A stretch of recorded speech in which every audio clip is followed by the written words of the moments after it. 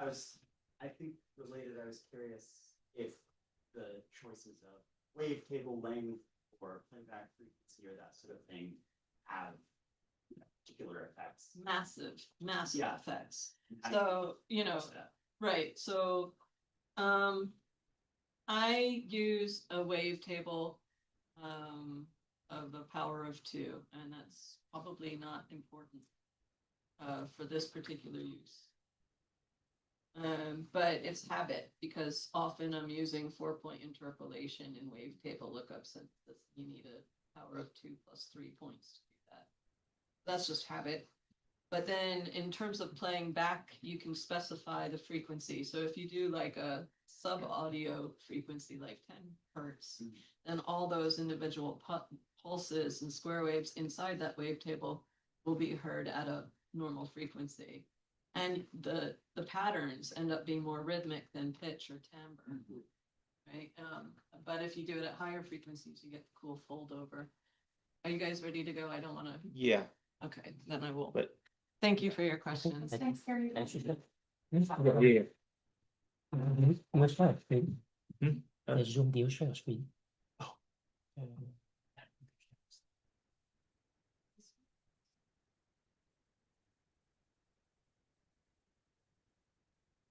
Share sound. Is there anything else that I need to do? Nope.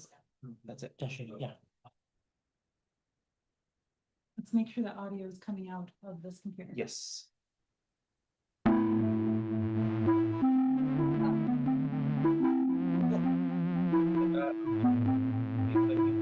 No, not this on Zoom. Okay. I think we're okay. Anything, Assuming the live stream is working. anything community. Let's go in and look. Thank you. Okay.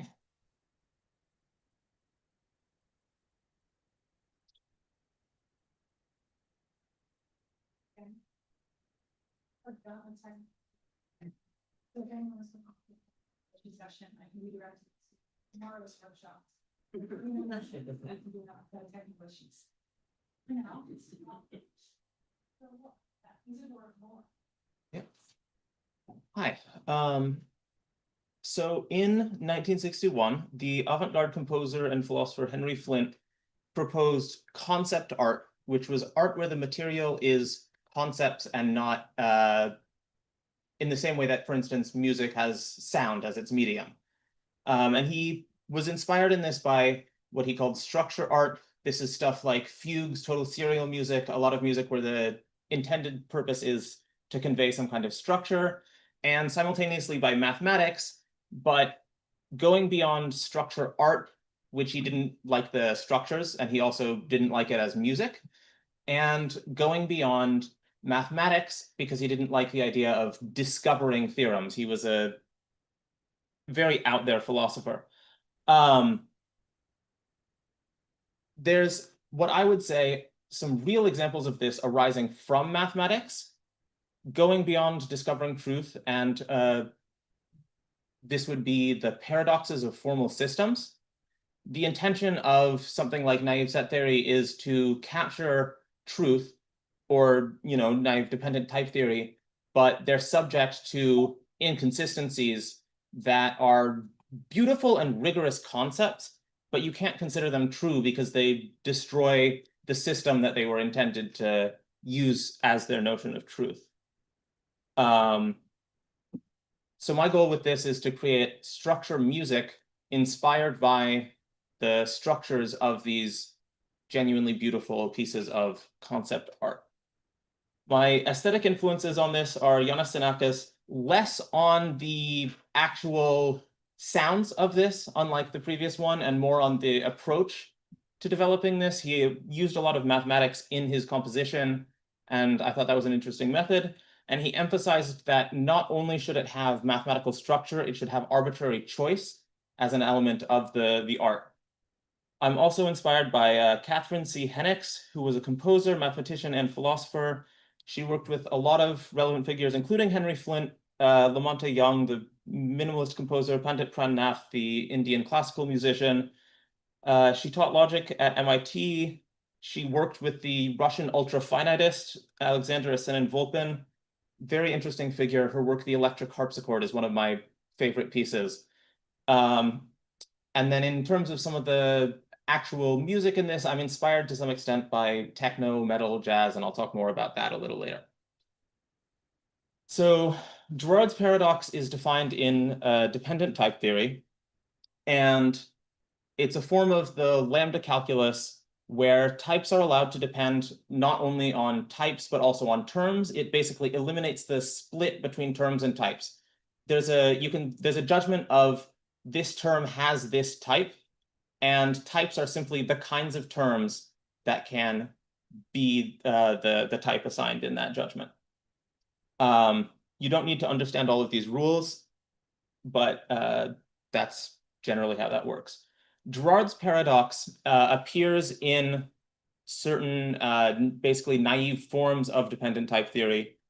It's a variant on the Borali-Forti paradox of ordinals. Basically, it says that if you have a set of all ordinals, there's an ordinal corresponding to this set, and then that ordinal has to precede itself, which is impossible by the definition of ordinals. And the problematic feature of the type theory here is what's called type and type. If you look at this rule here, the type star is the type of types, and that is assigned itself as its own type. That's not consistent. Real type theories resolve this by using a stratified universe levels generally. When it doesn't have it, you get the paradox. It was developed by Girard using this theory of orders without torsion, extended by theory Cocand to system U-, which is a simpler version of it. And the proof term was simplified by Antonius J. Herkins. It's based on this notion of what he calls a powerful universe. You encode the power set of a type as the predicates on that type, and then a certain type in that is in a certain way isomorphic to the power set of its power set. This gets you the paradox. I'm doing this with a system that I call soundproof that I've developed for the purpose. My goal is really only to translate this one term, but to be principled about it, I developed a system for translating arbitrary terms, which is easier really than trying to get each piece of the structure manually. So it translates a term from lambda pi, which is a tutorial implementation of dependently typed lambda calculus by Loch McBride and Sfeerstra. It's bidirectionally typed De Bruijn indices. It's got type and type, and all of these are features that are intended to make it simpler to implement, and that means that it has Girard's paradox. I translate that into what I call a sound tree, and I'll discuss that going forward. And then it's turned into sound using the Rust library FunDSP, which is a library of composable combinators for digital signal processing pipelines. And the connectivity of these pipelines is checked at compile time. It uses basically compile time natural numbers, and the resolution of this ensures that it's all going to work and you don't have any dangling loose ends. So the big question is, if we're going to translate it into a sound tree, what exactly is the tree structure of a proof? So there's the natural deduction style, and that's a classic one, but we have the type theory proof term, so we don't really need that. It's unnecessary, but the visual layout is interesting and comes in later. The term structure, we just have the abstract syntax tree of the term. The problem with that is that when you get to a variable, bound variable 0, in this example, what exactly does that variable signify? That's really not clear. The importance of a variable depends on the specific type of the variable. So instead, we use the call tree of the type checker. Basically, I re-implemented the type checker and had it build up a sound tree as it checks and infers the type. And then this contains the full AST structure, because every term you have to check all of the types of the subterms to verify that it's valid. And for most terms, it just stops there. Once you know the types of all the subterms, the type of the term is obvious. But when you include variables, you have to verify that the type is valid, pulling that from the context. It's not in the AST, and so that adds that into the call tree of the type checker. This gets you a richer musical structure and better conveys the significance of things. So this is an example of some of the code from the type checker. You can see it at the top. It gets a tree and a type from inferring the type of the function being applied, verifies that that function is a pi type, that's the dependent function type, checks that the argument has the appropriate parameter type, and gets a tree out of that. And then it returns a combination of the result type of the application and a sound tree which has the melody for the application node, and which also plays the trees for the functions and the argument. So the idea is that for a sound tree, each node variant in the AST is associated with a particular little sound. In this case, it's a melody, basically. And what we do is simultaneously, we give a duration to the root.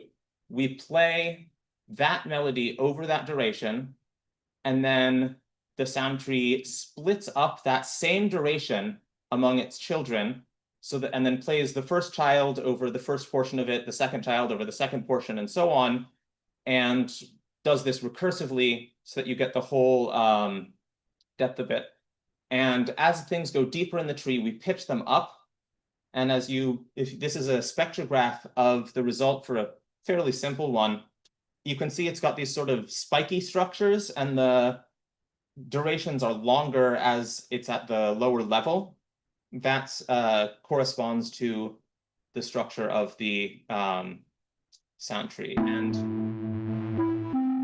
here's an example.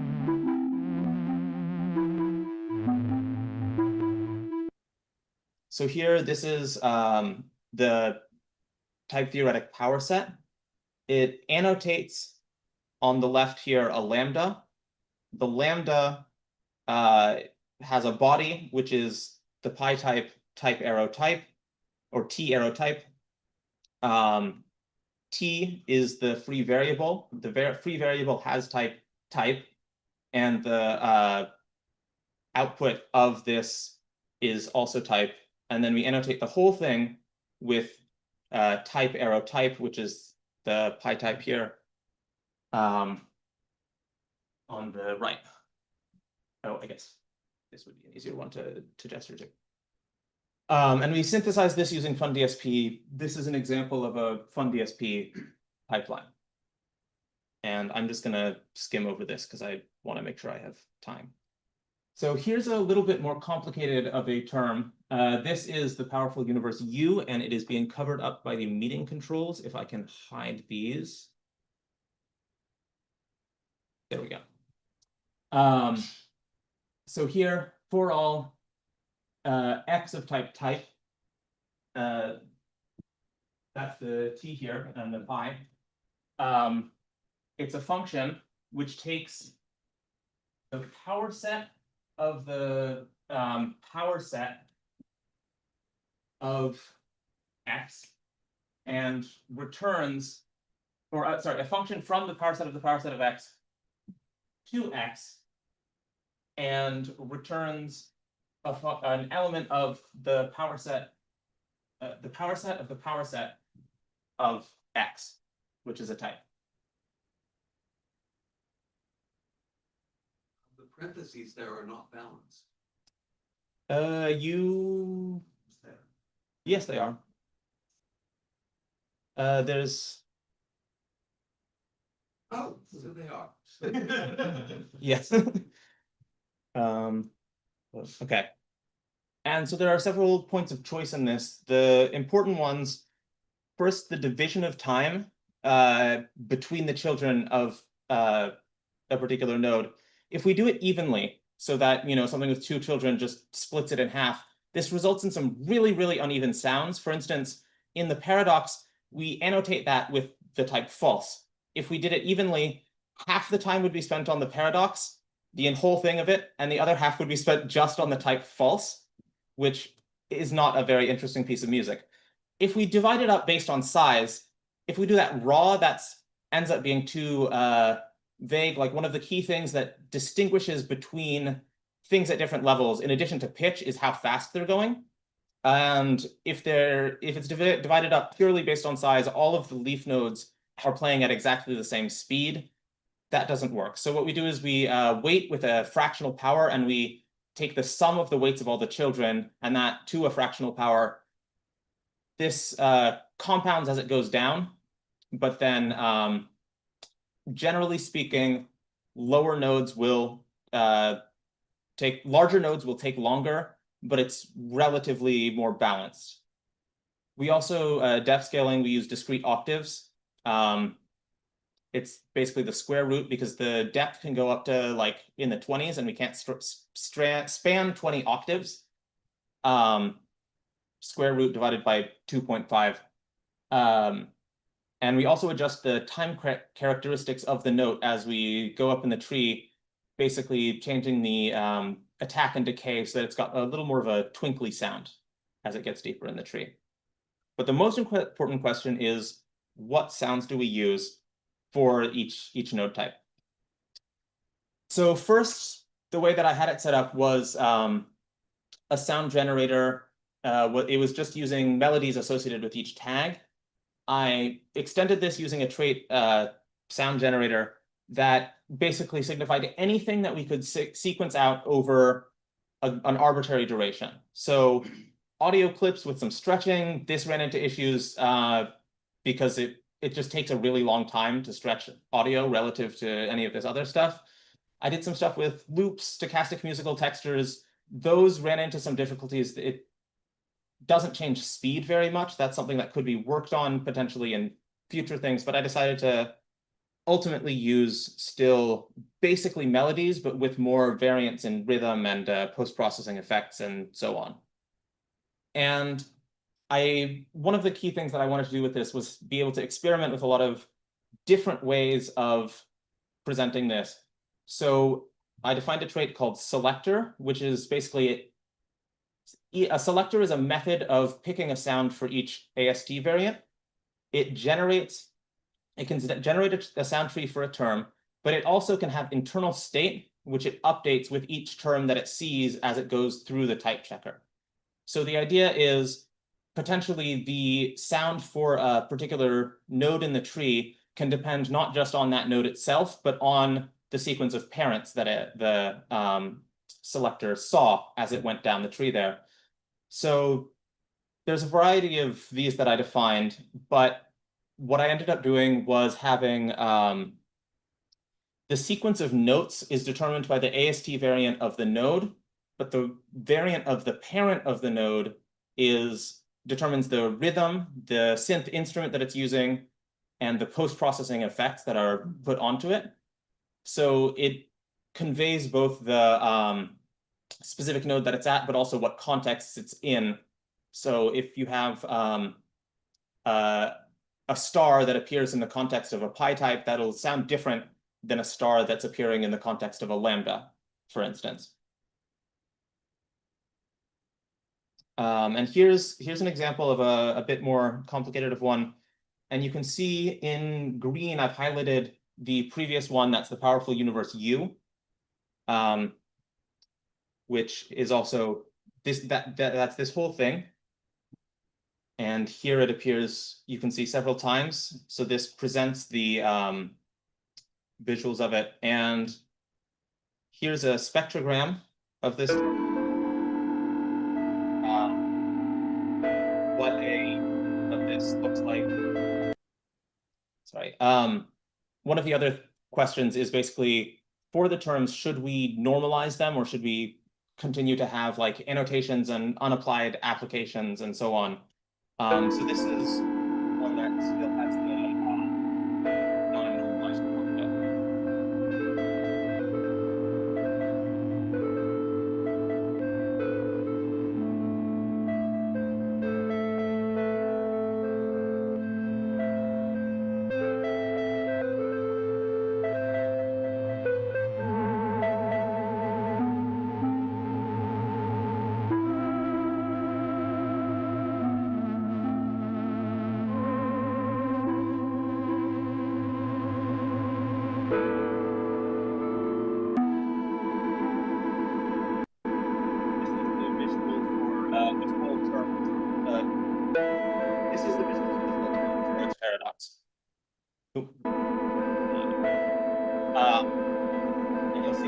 gets quite complicated when you get to the individual fields.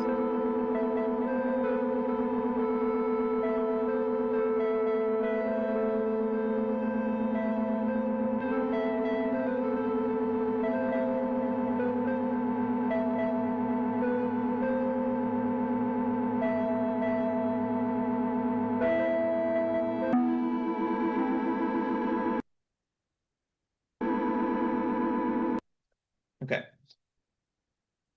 Future work for this, I'd like to incorporate the reduction behavior of the proof term. It doesn't normalize, so I would have to switch it to a small step evaluator, which is kind of tricky with the bidirectional typing, and I'm not sure how I would lay it out with respect to time. And I'd also like to experiment with some more stochastic textures and so on. Questions? Do I have time for questions?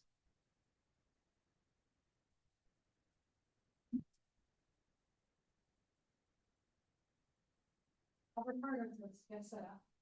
Yep. This unfortunately is you. Stay with the department. I want to ask a question. Asking the audience.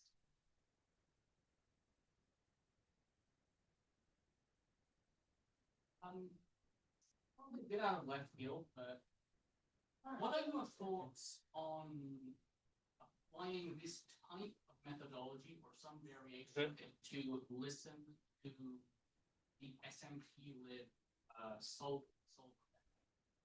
Well, I think you could try that. I think you would need to do something more complicated than lambda pi for that. And that is pretty far future work, I would say. But I think it could be interesting. Some elaboration. Okay. Yes? Clearly, the complexity makes the sound interesting. Mhm. We've mentioned before, maybe bad proofs sound worse than good proofs. Do you find that paradoxes sound different than sensible proofs? I have no idea, but I think the method of this would generally produce relatively similar sounds no matter what proofs you put into it. This is intended as a way to produce a piece of music based on one particular proof.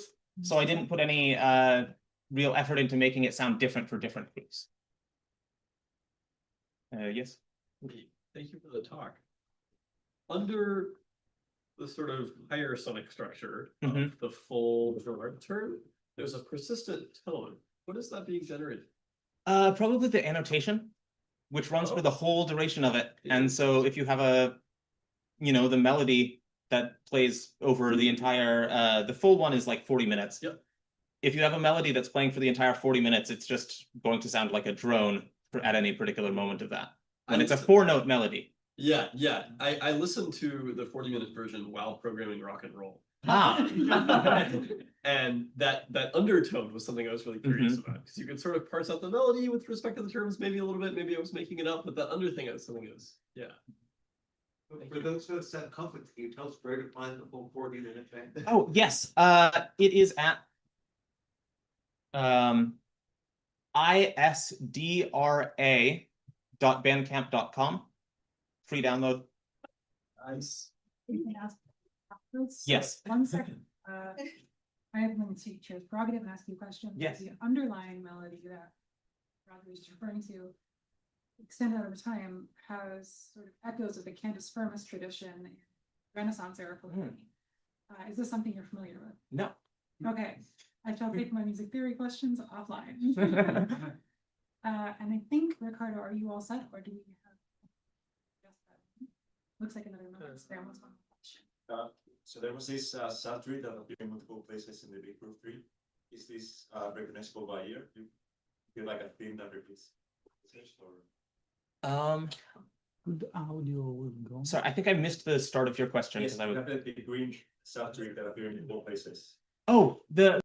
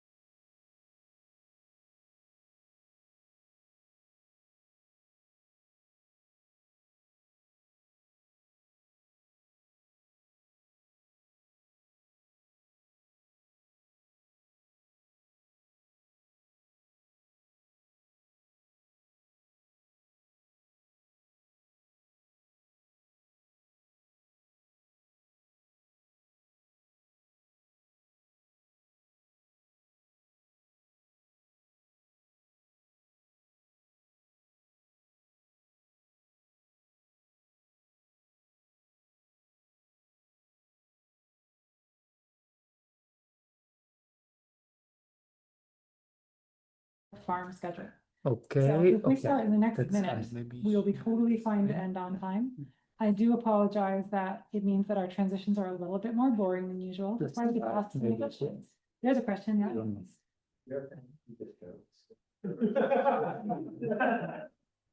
Okay, you see what joke popped in my head instantly, but I cannot share, but you can ask me. Okay, so this is a record. Sounds good. And what? Anyone know any good math jokes? Three logicians walk into a bar and the bartender says, "We should all have a beer." And the first goes, "I don't know." The second goes, "I don't know." And the third one goes, "Yes."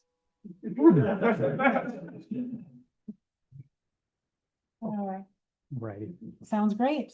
Awesome. Okay, Let's all welcome Ricardo. He's here about trying. thank you. Maybe this will also be featured tonight. Is that Yes. right? Yes, I will feature tonight also. Hear about it first. But, then see it Yeah, tomorrow. it's a little bit complex. I will read my notes if you dare, so because my English maybe is not so good, so Sonic Earth is a framework, basically. They've been developing to explore how planets' environmental data, like temperature, humidity, air quality, can directly influence musical structure in real time. That's what's. This work is inspired by idea of acoustic ecology as the main main cap. It works that has been done from like Schiffer or Barry Trox in the 70s especially. But it extends them to an algorithm and a performative space where data streams become part of composition itself, guiding both the electronic sound and the human performer, make together these two things. So let's see how the system overview it works. The system processes environmental data through a 4-stage pipeline that turns real-time inputs into dynamic soundscapes. The first step is data acquisition and parsing.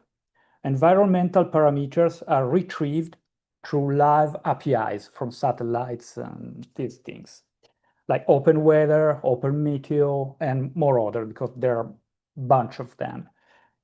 Then I parse them in max MSP, then we'll see why, and using custom dictionaries to parse all this data. And all these values like temperature, humidity, CO2, particulate matter, UV index, there are like 30 data of that, are then processed in Super Collider. Then we see why. So we are using basically two programming platforms for achieving this purpose. The idea is to generate different sound identities. Maybe someone of you is familiar with some objects, is from Pierre Schiffer, acousmatic music. The sound object is not has no context, it's just itself. So here we need a context. So we are working with sound, but sound identities. These sounds act as real sound identities. Then we see it.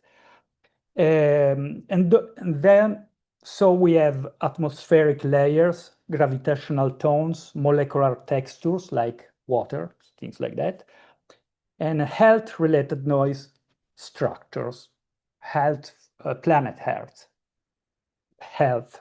Each object is modified by perceptual parameters. For example, altitude, its brightness, also the day-night cycles, it's more dark or lose some energy. And finally, we have a cultural layer also, because it's very important how we human interact with the environment. So we have an environmental with sound identities and a cultural layer that interacts with this environment. That is the things that interest to me. I'm a sound artist and not a scientist, so this is mainly a sound art work framework. Also, if it uses a lot of technology, of course. Let's see now going in deeper and see how these identities are structured. We start with fundamental frequency mapping. You know, in music, we can have a tonal, a tonic, or we may not have. I decided to work with a tonic, like also Schaeffer idea of tonic of the word, but not using a sound, but using energy, the energy of the earth. And so the rotational speed of the earth mapped to the latitude will be our tonic frequency note. And above that, we can build all our mental and compositional structure. So we have something to work on. Musically, in translating lower frequency in the polar region, because the tangential velocity is lower, and we have higher frequency to the equator, because the energy is higher. This is a linear map between E1 and E3. So since this work is for performative also, so it can interact with real performers, we see later on, this is cool for double bass, lower notes, or bass, lower notes. So we have a linear mapping range in these things. So the gravitational frequency act both as a music and energy anchor. We have these two. And here it reflects the Earth rotational energy while keeping the system harmonically guided. That's the idea. Now let's see what are above the gravitational, the sound identities are built on. Then we'll hear all of these, and the concert, this will be performed, of course. Once the fundamental frequency has been defined through the Earth rotation, it becomes the foundation for a family of algorithmic sound objects, each representing a specific environmental condition. It is my English fine enough, reading like this, because the atmospheric object translates wind and pressure in broad filter texture, the kind of sound you might associate with motion of the air, for example. Air is one sound identity. The gravitational field object uses FM synthesis, where temperature defines fundamental tone, creating the slow harmonic pulsation and give a peace sense of weight. The H2O object, water, representing water, the life, all these identities come from my mind, of course. So for someone else could represent something different. So what I'm explaining here is a workflow, a method, not a composition itself, which is a personal interpretation. The water uses additive synthesis to represent humidity. Slightly detuned oscillators create gentle breathing pattern like molecular agitation. Rain and snow also are represented. They appear only if it is raining or it is snowing, of course. These are particular. Expressed through granular and formant synthesis, forming particles sound-like. Finally, the environmental health object reflects the overall ecological balance, increasing in dissonance and pollution. That's, we'll see it later. Together, all these objects form the algorithmic ecosystem of sonic earth, a set of interdependent sonic identities that evolve continuously with real-time environmental data. That's the thing. So now we go through the interaction. Then we become all clear when we hear the composition going. The object translates environmental degradation into sound. This is not the standard EQE air quality value. It's a research I did by my own, getting a lot of atmospheric parameters like particulate, ozone, nitrogen, sulfur dioxide, carbon monoxide, aerosol. I normalized against WHO and US and NASA data. And then I check it up. I normalize, did, and check against the real systems. And it works. It gives us a value that represents a kind of health of the planet in that point. All this data is not, it's still a work in progress. So I'm not a biologist, so this is for musical reason, but it represents pretty well the health status. Conceptually, is the sound itself breathes harder under stress, and the EQE reflect environmental condition and influence all the identity. Then we have a cultural layer. So up to now, all the sound identities represent planets, but we add a cultural layer because we as humans live in this planet, and we interact with this planet, and we interpret the planet musically. We live here, and so the cultural layer is very important for the performance and for creating a sound composition that is not an installation or a system. In this phrase, we have a kind that combines cultural and musical heritage to generate geographically defined sound object. The Earth, at the moment, I divided in 8 macro areas. Then it will be more, but for the moment, it's 8 macro plus the oceanic region, which is the macro area apart. If we are not in North America, South America, or China, we are in the sea. This represents its own macro area. The goal is not to imitate traditional music, but let local materials like scale and environmental condition influence the way the system works. So basically, we have a tonic frequency, a layer of sound identities against the frequency, air, molecular, water, etc. A cultural layer, so which frequency will perform these identities depends on the cultural layer. We have harmonic scales different from every macro region, because it's our interpretation that we live here and we develop Western scales, pentatonics, African, etc. So it's called a kind of spectrocultural identity.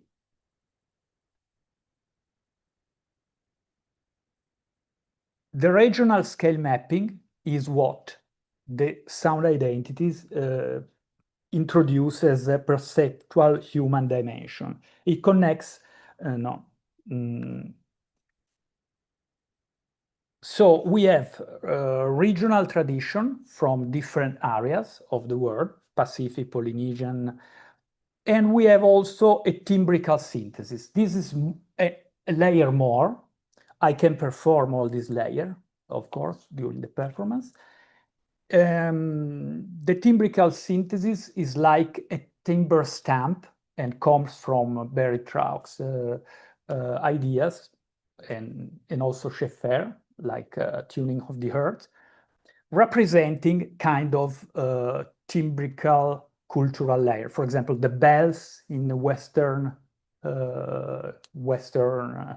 part, like church bell, different from the bells from the Eastern.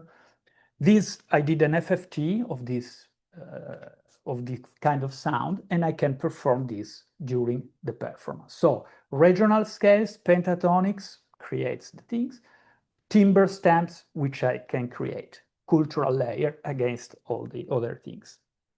The EQE, the environment degradation, degrade, it creates enharmonics on all the system. So if we go in a place where quality, the health is bad, the systems tends to be detuned. The grades of the scale tends not to solve. The tuning of sense of different oscillators tends to not to stay in tune, and so on. So all the system is affected also by the environment, either the cultural and the other. And then we have another layer that is the acousmatic layer, which is very, very interesting. I don't know if you know that platform is Apori. Apori is a sound platform where everybody can go on vacation, can record sounds and put on that platform. It's geolocalized. It's very nice. When I go on vacation, I always record sound instead of doing photograph, and that's why I don't have a wife anymore. And and that's rare, I know. And I put on the Apori also this sound. On the Apori, I integrated the platform in the system so that I can in real time also grab some of these sounds and perform with live electronics. I did a bunch of electronics with Max. And so I can perform also these things together. So I have a lot of instruments. And at the end, we have also the human being, the performative layer. Up to now, all the systems is performed by me, layering the things that we see. But also we have a live performer, which is very, very important for me because this is a work in progress. This is just a zero stage. I have a bunch of implementation which I'm working on. But very important is the performer because we are human, and the human being we use to perform with the ecosystem. At the moment, there is a graphic real-time interface which I created for performers, and at the moment I can use a vocal like a soprano, mezzo-soprano would be fine, and like a breathing instrument, like a flute or a saxophone. The vocal performer reads the upper line. On the bottom line, we have like a harmonic layer for both performers.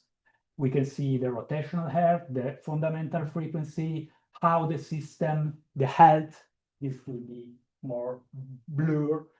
And on the upper, we have for the vocal. I made a research on ancient poems on each of the macro region, like ancient Indian poems or Latin poems, transliterated. And these words come recall when we go in a certain area. It's part of a cultural layer. And also I fragment all the words, and there will be more vocals or more consonants depending if the air is dry in that moment, whatever. So the singer, the vocalist can read this or sing this word. There will be more consonant because maybe we are in the desert and the air is very dry. And she knows, or if she must go on extended technique, more unpitched or vocal. That depends where we are. For the flautist, we have a constellation. she can see more or less the nodes that the identity number one is doing, but she don't necessarily have to follow it. It's just an indication, and like for the singer, she knows in a technical, but it's more easy than to hear than to speak. And at the end, we have the conductor layer. This is my work. I create my interface, what I need, with OSI Touch or whatever, and then I can perform and create all my performance, adding layers, mixing layers, and also giving the performer things. So this is the workflow, the general workflow. As I said, this is the overall architecture of Sonic Earth. The workflow is divided in two complementary layers. Problem-solving layer. This is very, very important because I'm not an engineer programming. I'm an artist, composer. And so functional programming is what I need to have an idea that is musical, that is artistic. So the biggest thing, the main thing is to divide problem solving from composition.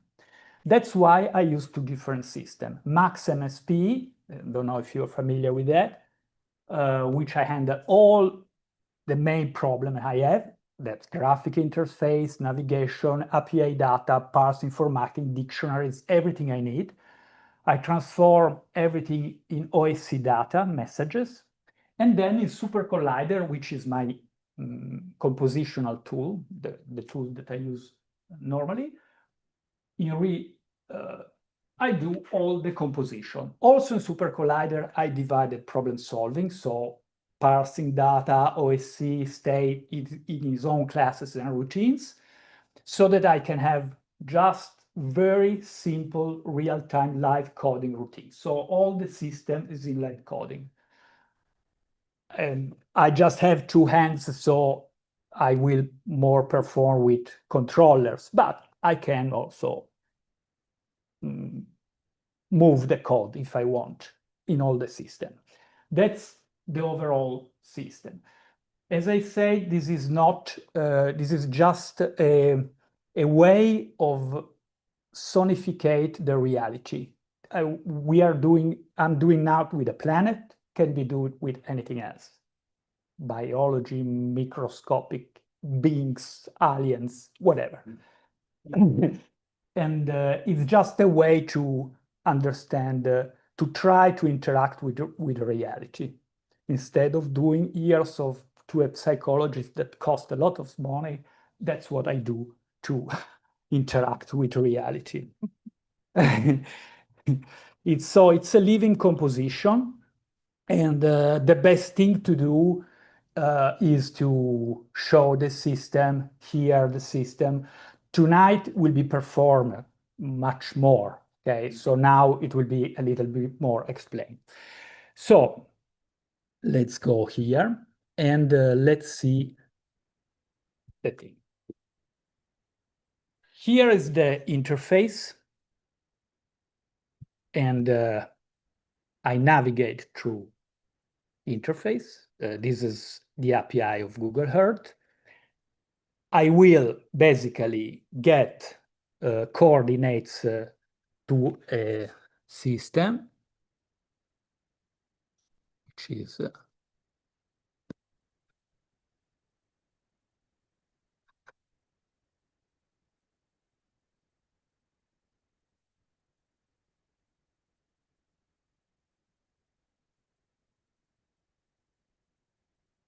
that's. I think the problem is the Zoom.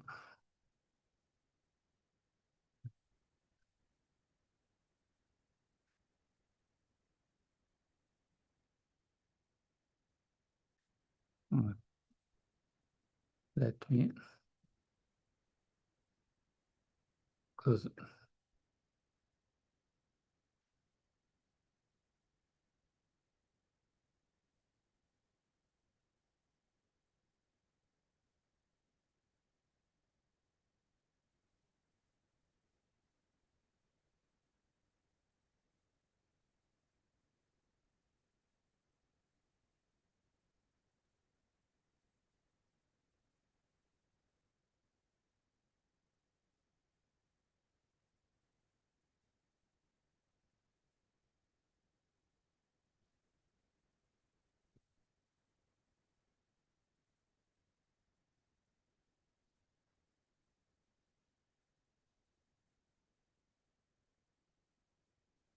okay.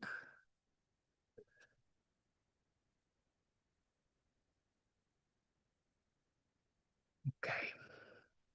Just a mouse problem. Okay, so this is the interface and this is the composition.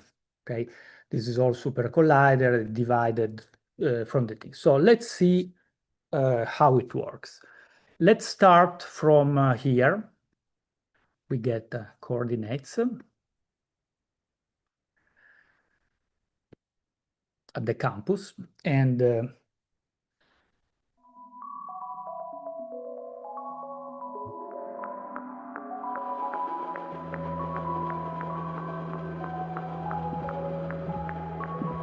it is raining at the moment. We can see, we can hear it's raining and also see this little tick tick we are hearing. So I just show you the identity and then we make a tour and I don't talk anymore. Let's see. This is the fundamental frequency. At the moment, it's pretty high. It's 82 Hertz. It's fast because here we are close to the equator. So we have energy. I show you also the score so that we can have a lecture on that. This is the interactive score. We have here speed. Here we have tonal note on the frequency, so the performer knows more or less where it is. And I can give the vocal when I want. This is an ancient poem from Asian. And here I can give the constellation for flautist or whatever. That's in the case we have a performer, unless here someone is a singer and wants to, no.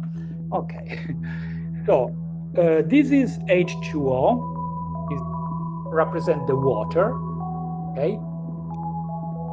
As you see, it's a little bit out of tune and not to solve to its tonic.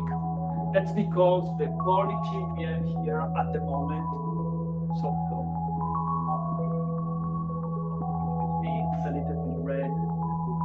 This is the health parameters, okay? We are getting CO2, many parameters here in this moment. Here we have a second identity, which is even more untuned. And this identity is directly connected to the quality. So it represents really how a game goes.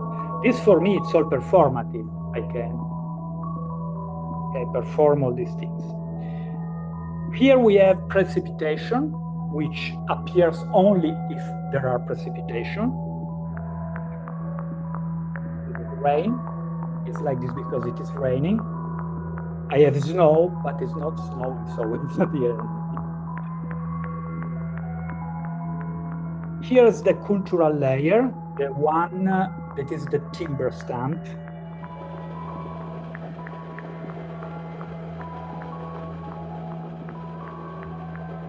We have also the air, but it's not windy, so we are not hearing almost anything.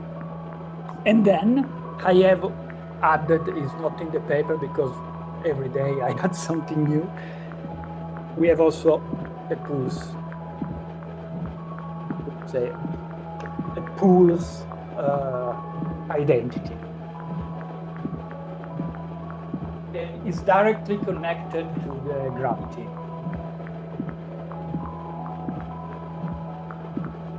Up and down, which layer is that? Pardon? Fundamental. Okay. This is the fundamental, the basic layer of the gravitational hair. The pulse also is directly connected to that, to this. That's a little, it sounds the most like some beat or palette. Nice, yes, the melody are the other layers. H2O, this is the water. Oh. These represent the water. It's sine waves that are on beats. It depends how the quality is, the air. Now you hear that are not perfectly on-tuned. That's because the air quality is not very good. If we go somewhere in another place in the planet where the air is good, this will be more tonal. Okay. It's also how it goes against the fundamental. It's not only the tuned, but it depends also how it is on the fundamental. It uses a regional scale from Asia, so it's a pentatonic. Oh, okay. Scale A scale is a pentatonic. It's different. If you go in Europe, it will be a little bit different. Maybe if it go to a fifth grade, it doesn't tend to resolve to the tonic because the quality so-so. If the quality is better, then maybe the cadence will be more. Everything is connected to be more or less tonal. This is the direct quality identity. This one is against this one, or depends on the health and on the quality. This is the rain. This is the cultural layer, FFT in harmonic from here. Air, we are not here, and pulsation. So let's do a little tour and let's see. And let's see. Yeah, we are at maximum volume. Okay. Of course, absolutely.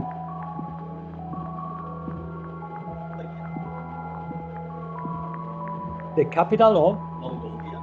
Yes, absolutely. Basically directly. Okay.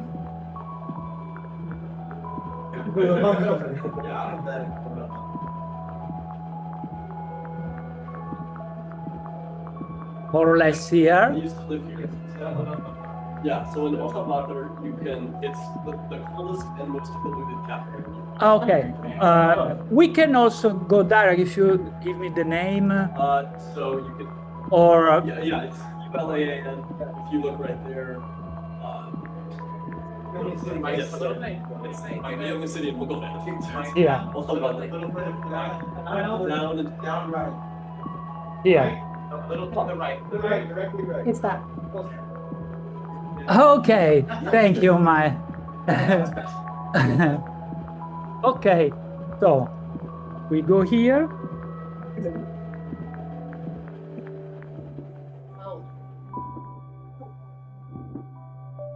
It's cold. Is it snowing? It's very cold. It's cold. Yeah. That's why everything is low, you see. Yeah.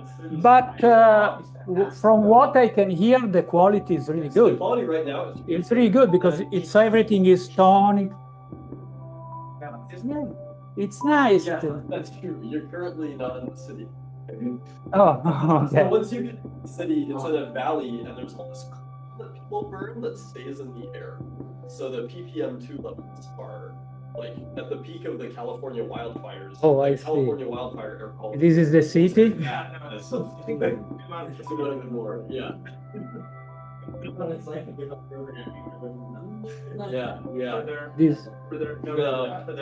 we can just write it down. What's Yes, ULAAN. UL? There it is, the first one. Okay. Yeah. Let's see. Oh, okay. Let's see. Still gonna be good. Oh, the quote stuff. It's not bad. It's not bad. Sometimes I check these things when we hear. So, for example, I can call directly here, and so that I can check. Oh, already you see, it's not bad. Yeah. But if we go maybe here, Yes. maybe here looks like this is normal app. Curious why this other computer doesn't. Probably a settlement in a minute. Probably here it's worse. Let's see.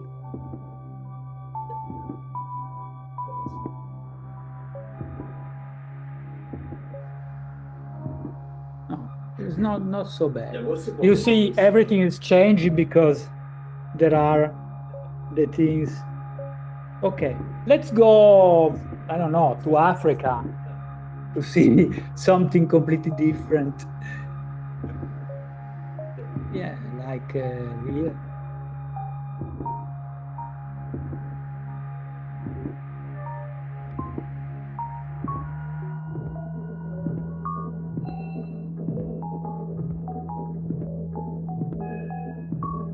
And that's quality is always bad in Africa. I don't know why. Probably it's very dry. Can you see? The water is fast because temperature is high.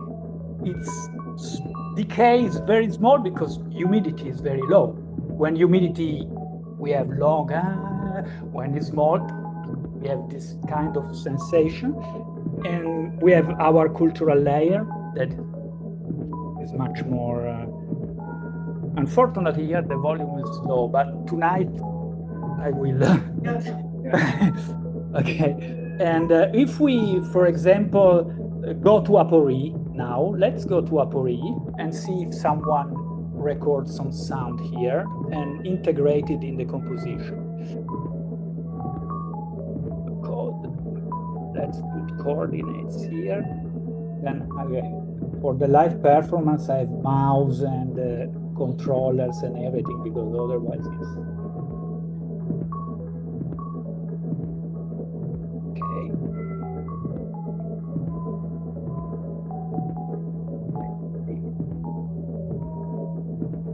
So here in the desert, not very much people record things, but okay, we have we have something here. Or here, I don't know which is the closest point. Okay, looks or whatever. Okay, so I have a little controller here also.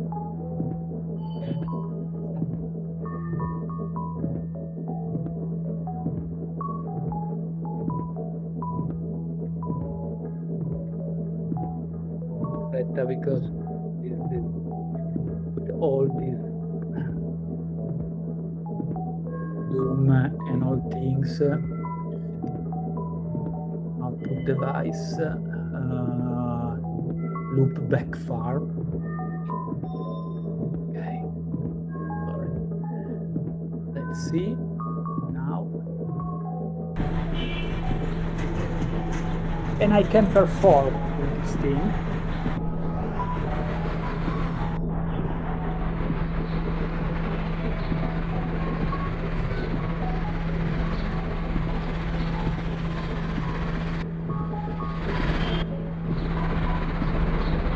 Of course, during the performance, maybe I go down with the other identities. The singer or the flautist may interact with this, for example. Maybe I turn on the flautist, she has her constellation, like that. and so on. So we done. I think time is on, and so we can simply end up to the North Pole, for example, just to end up here.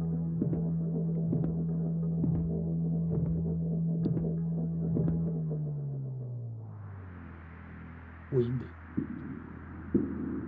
Low.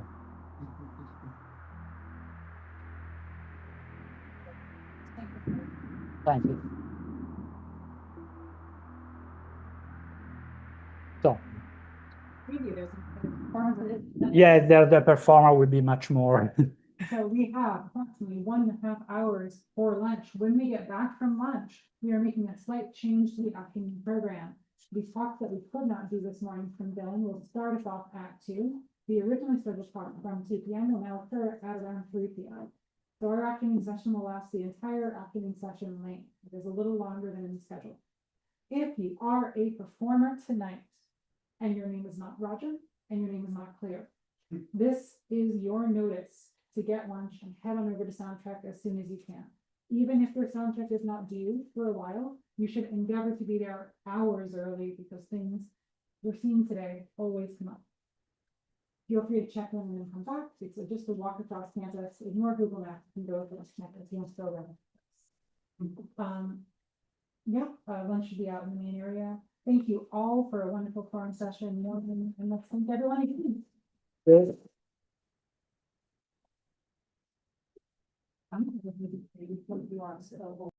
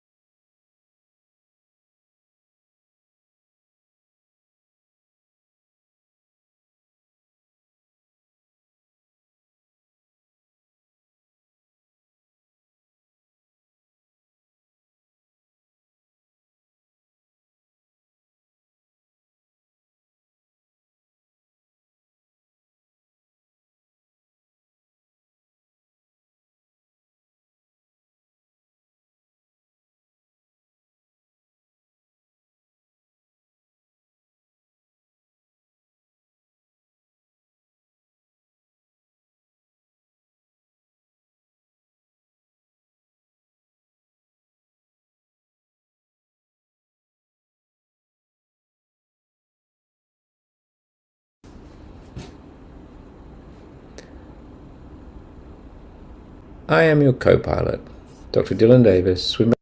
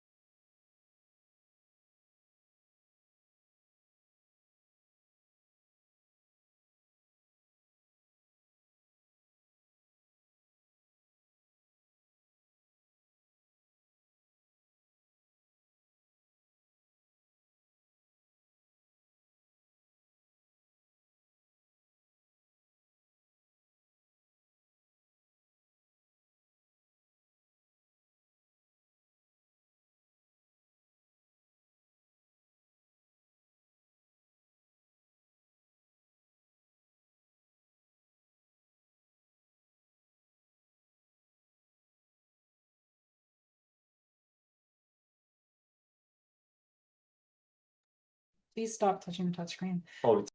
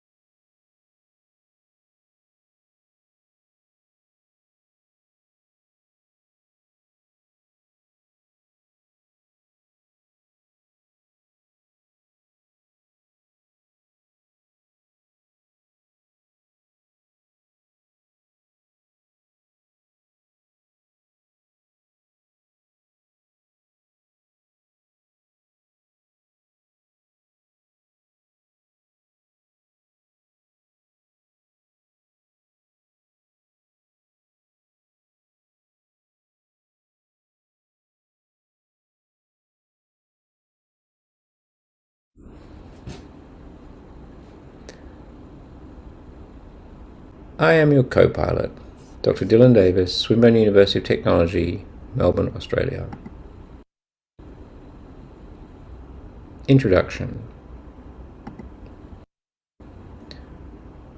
This presentation begins with a reflective auditory environment that invites contemplation about the evolving relationship between technology and music. Through an immersive audiovisual experience, the work encourages viewers to consider how digital systems increasingly guide, assist, and shape our creative processes. The title, I Am Your Co-Pilot, underscores the symbiotic nature of this relationship, suggesting technology is no longer a passive tool but an active participant in the creative journey. The foundational concept sets the stage for a deeper exploration of how sound and visuals can be used to represent and interrogate technological progress. Conceptual foundations. The use of multiple drone layers in this soundscape serves as a powerful metaphor of technology's relentless and omnipresent march forward. These consistent and unwavering tones echo the steady, often imperceptible advancement of digital systems that increasingly permeate human experience. By establishing a temporal continuity, the drones reflect how technology integrates persistently into daily life, becoming a background presence that shapes our interactions and perceptions. This sonic metaphor provides a conceptual anchor for the work, emphasizing the subtle yet profound influence of technological systems on our environment and consciousness. Ambient layers in this composition illustrate the evolving nature of music in response to technological advancements. As technology progresses, it expands our capacity for sonic exploration and musical expression. The programmatically mixed audio streams create a seamless, continuous experience that mirrors this ongoing evolution. These ambient elements not only enhance the immersive quality of the work, but also symbolize the dynamic interplay between human creativity and digital innovation. Through this lens, music becomes a living entity, constantly reshaped by the tools and the system we develop. William Gibson's cyberspace. William Gibson's concept of cyberspace as a consensual hallucination provides a philosophical and historical framework for our understanding of our current technological reality. His visionary language bridges the speculative fiction of the 1980s with today's immersive digital environments. In this work, spoken word elements referencing Gibson's ideas offer both historical grounding and contemporary relevance. This serves as a narrative thread that connects past imagings of digital space with present-day experiences, highlighting the enduring impact of Gibson's thought on how we conceptualize and engage with technology.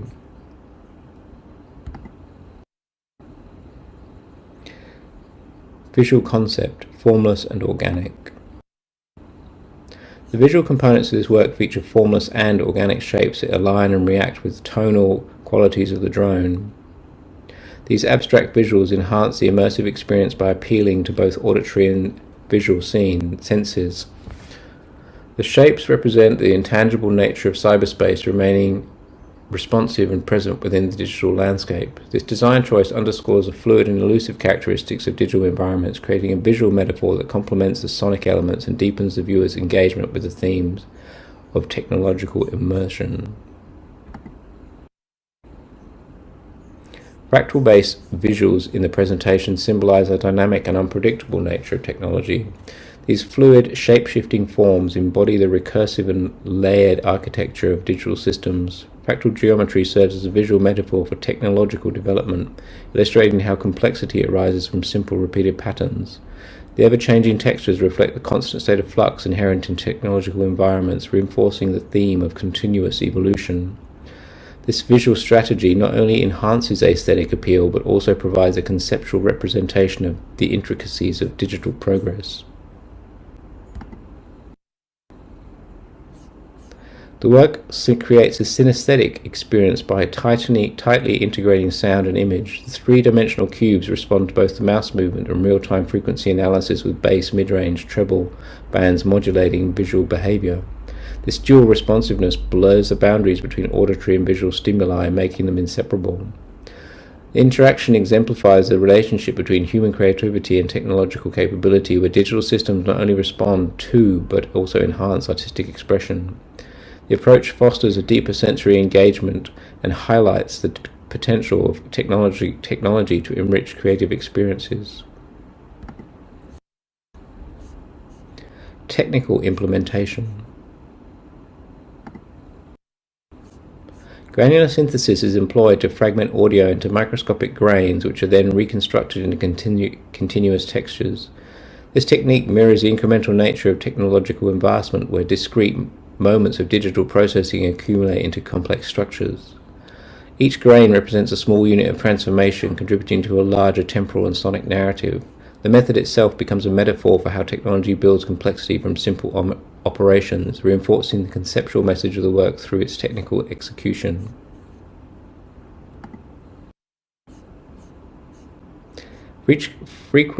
Frequency modulation, or FM synthesis, is used to generate metallic tones with rich harmonic content. These sounds evoke mechanical and electronic qualities of the digital systems, emphasizing their artificial construction. The synthetic nature of these tones serves as an auditory metaphor for computational processes that underpin technological environments. By incorporating FM synthesis, the work highlights the engineered aspect of digital soundscapes and reinforces the theme of mediated reality through electronic means. The voice recordings of Gibson's cyberspace descriptions are processed through programmable filter banks, resulting in dynamic spectral alterations. This integration transforms the human voice into part of a broader sonic landscape, symbolizing the mediation of communication through technology. The processing techniques reflect how digital systems filter and reshape human expression, aligning with the work's exploration of technological influence. The voice becomes both narrative element and sonic texture, bridging conceptual and technical dimensions. WebGL shaders are utilized to generate real-time fractal noise patterns, creating complex and ever-changing visual textures. The recursive mathematics of fractals mirror the recursive nature of technological developments, emphasizing the layered and iterative processes that define digital systems. Real-time rendering showcases the immediacy and responsiveness of these systems, aligning form and function. This technical implementation not only supports the conceptual message, but also enhances the immersive quality of the visual experience. Experience and access. This work is accessible online at thisisnotlondon.com/audio/farm 2025, offering an interactive experience that engages users directly. Controls include a spacebar to start and stop audio streams, mouse navigation to explore the 3D space. Technical constraints such as cause restrictions transform the viewing experience into a form of network participation, requiring users to interact with the same technological systems that the work examines. This participatory element reinforces the theme of technological immersion and invites users to become an active participants in the digital narrative. Conclusion and inquiry. The project concludes with a reflection on the interaction between human creativity and technological advancement. By converging sound synthesis, visual generation, and interactive media, the work blurs disciplinary boundaries and invites contemplation of our digital immersion.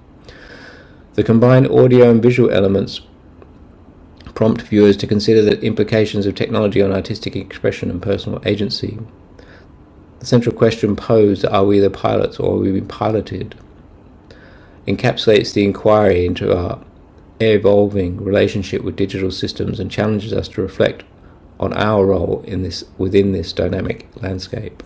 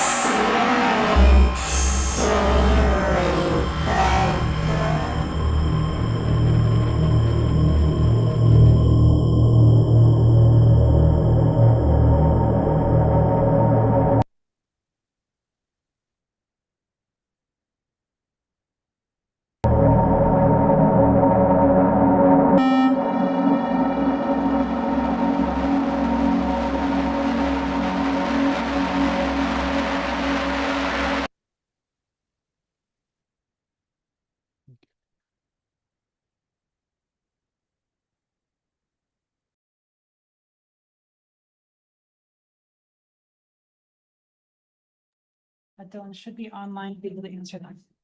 So let me confirm that Dylan can hear us. Yep, I can hear you. Excellent. I always love the voice of God effect. I'm going to stop screen sharing so that if Dylan wants to take over the screen, that can be done. I don't have anything to show, so You might get questions that cause you to want to show yeah. something. If anyone's got any questions, that would be. We've got some questions in the audience. I'm bringing microphones around so you can still hear.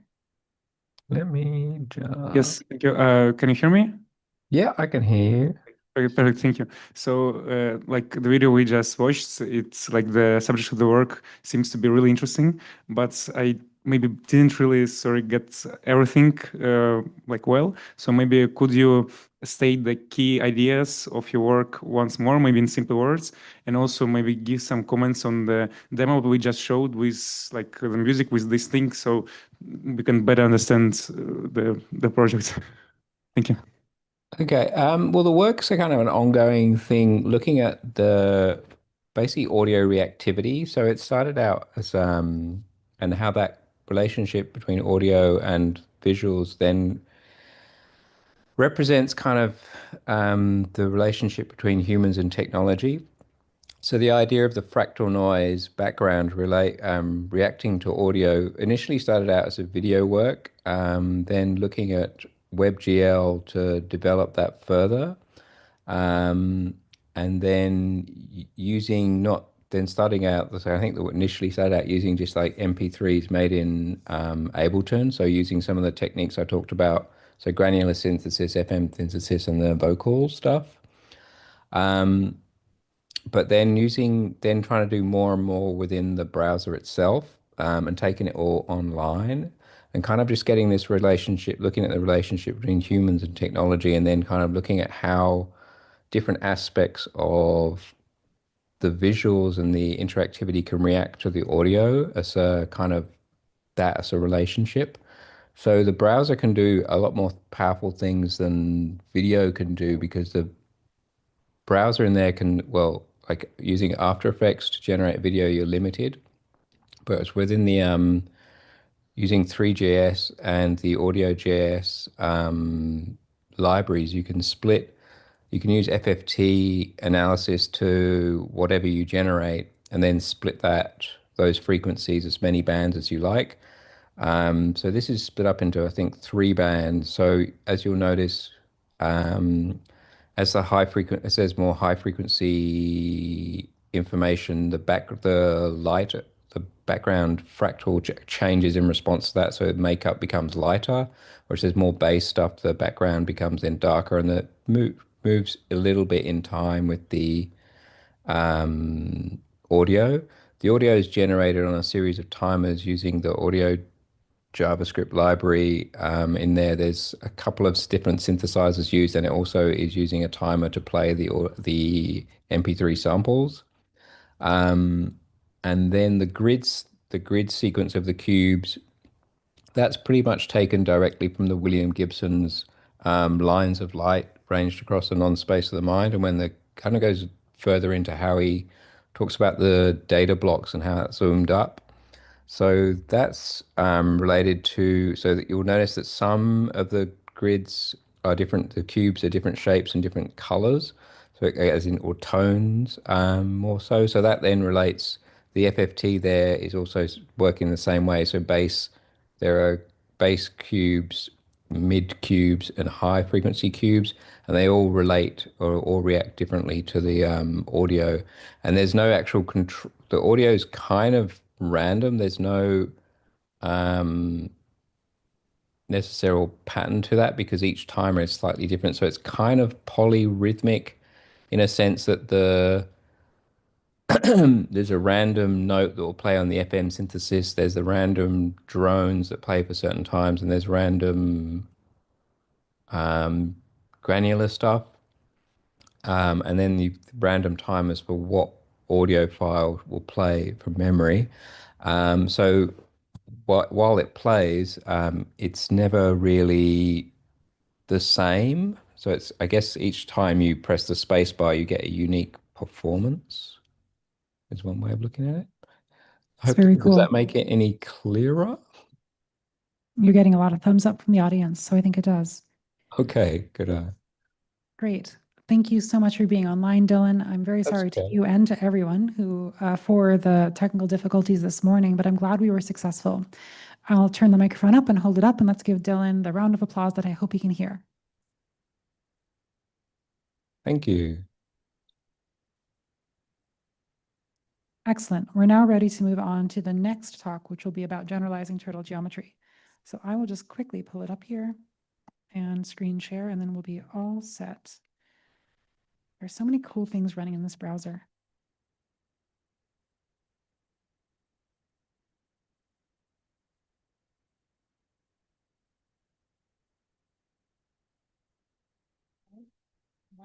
Why is that how that works?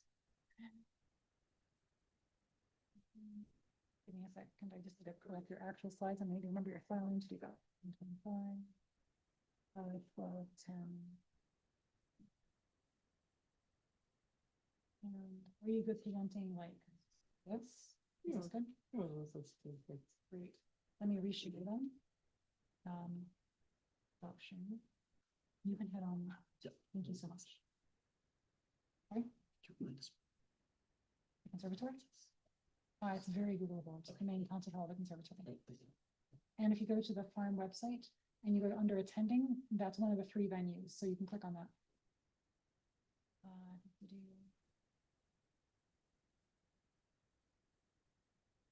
Alice or Alice? So is it Alice or Alice? Alice. Alice. Very great. I'm going to try to hide the meeting controls. How do I hide the meeting controls?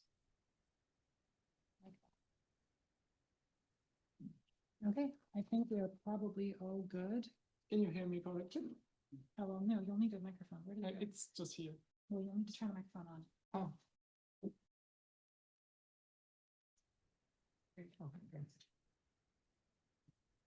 And now, does it work? Yes. Yeah, perfect.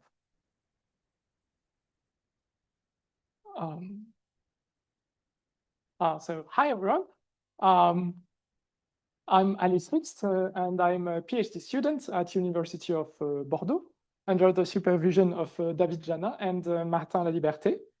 And today I would like to talk to you about generalizing turtle geometry and to show you a language that is extensible and that allows vector graphics drawing. And it does not work. So first I will try to show you what turtle geometry is, and then I will introduce you the Pandia language, which is a polymorphic language that allows to write multimedia domain-specific languages. Then I will show you the implementation of that language within Haskell. And to finish, I will show you how we can instantiate that language to vector graphics. So first, let me show you what turtle graphics is. So we have a little turtle. It's cute, right? It's heading north, and we can tell it, go forward, little turtle. And it goes forward. It behaves properly. And we can tell it to go left by 160 degrees. Nice. And to continue. And again. And now we're going to name this a squiggle because it is a squiggle. And we can ask it to do the squiggle twice, or 4 times, or 9 times.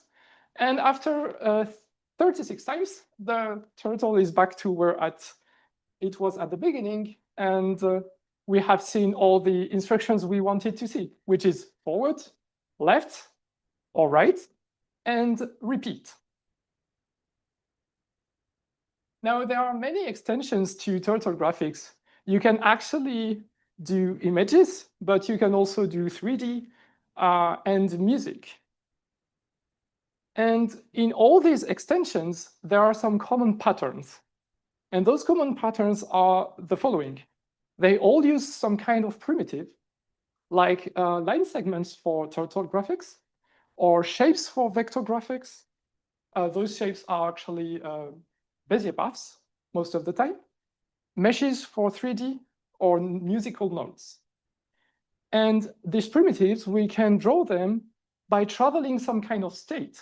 And this state can be either a space, or it can contain multiple dimensions, including 2D position or 3D position, orientation, rotation, scaling, stroke color, width, stroke width, and for music, it can be pitch, onset, duration, and you name it, any parameter can be in the state. Now, the dream would be, well, what if we can have one language to rule them all, obviously? And this is exactly what I'm trying to do in my PhD thesis. So that language, one language that does that is Pandia. And Pandia has only 4 instructions: the primitive instruction, the state change instruction, the state reset instruction, and the transformation instruction. The primitive instruction allows to render a primitive. So here we just tell the turtle to draw a circle where it is, which is at the origin, and this circle has by default a diameter of 1. The state change instruction tells the turtle to change its state. And here we tell the turtle to move right. So on the image of the left, you see the turtle moving right. And then on the image of the right, we add a second circle where the turtle went. Okay? We can use the repeat instruction from the turtle graphics language to do this 4 times, for instance. You notice that the turtle is 1 to the right to the last circle it drew. Now, the reset instruction allows to forget about any state change that happened within its scope. So here the scope is the whole program actually, and we forget about the turtle moving to the right. So actually forgetting that means we are back to the origin. Now, if we add, after the reset, we tell the turtle to go up and then to draw a new circle, and now we have the following. Great, so can we do more? Yes, of course. We can repeat this 8 times, and we get this square of circles. And this is possible thanks to the reset instruction.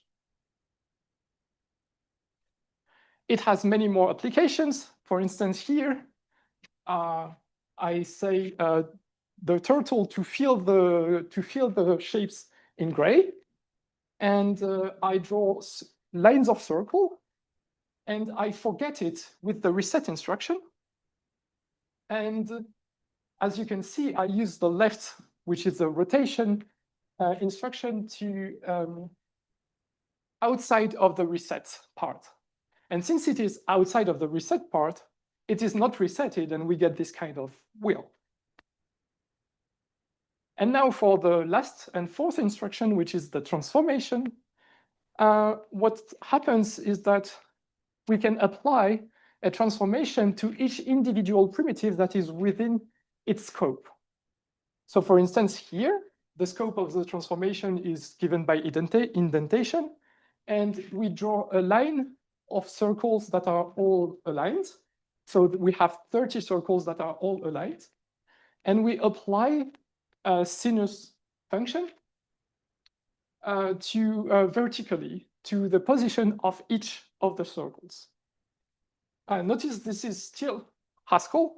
I'm using the overloaded dot extension. This is a field polymorphism. So you've seen all what Pandia can do, but we've seen like this very specific example. And now I would like to show you the polymorphic implementation, which can be specialized to any kind of media. So this is the monad that represents any media in the Pandia language. So the idea is that a media is a function that takes a state change, the current state, and returns some return value we do not care about, the rendered media, and the new state after having executed the media program. And we have our 4 instructions: the primitive instruction that takes a polymorphic primitive and returns the media, the change instruction that takes a state change and returns the media, the transformation instruction takes a state change, takes the scope of the transformation, which actually is a media, and returns the media, and the reset instruction takes the scope of the reset instruction, which is also a media, and returns the media. Now, how do we actually modify the state? Well, the obvious choice is to use state functions, which are functions from the state2 itself. But sometimes we only want to authorize a subset of those state changes. For instance, we can only want to have linear transformations. And actually, we can have a more general setting, which is to say that the state changes are a monoid, such that there is a monoid morphism from the monoid of state changes to the monoid of state functions. And this can be stated otherwise by simply saying that the state changes monoid acts on the states. So there are some laws. I'm not going to enter into the details. I hope some of you know a bit of algebra, and if you don't, it's okay. So knowing that the state changes act on the states, we can implement the change instruction by simply saying that we simply take the state change and it acts on the state. And it does not draw anything. This is the MMT here. This means we do not render anything. We are just modifying the state. The reset instruction only consists in executing the media that we received, discarding the new state, and returning the old state, along with the rendered media associated. The transformation instruction is just going to compose the current state change given in argument with the context. And we are going to use that context to implement primitive. But first, for the primitives, we need to know how to render a primitive, which means that we must have a function that takes the current state, takes a primitive, and returns a rendered media. So to implement a primitive, we take some polymorphic primitive. We use the render primitive function on the action of the current context on the current state, and we feed it the current primitive. And as you notice, we do not modify the state. So change modifies the state without modifying the rendered media, whereas prim modifies the rendered media without modifying the state. So we have seen this very general kind of media monad. And now how can we instantiate it into a concrete domain-specific languages? Well, you're in luck, because actually we are going to do 3 of them in a few minutes. Turtle graphics, Bezier paths, and vector graphics. So for turtle graphics, the primitives are line segments. For Bezier paths, there are 2 primitives, anchor points and control points. And for vector graphics, we are going to take any Bezier path, and we can use either an open path or a closed path as a primitive. And here you can see actually 2 primitives, which are both closed paths. So which rendering monoid should we use?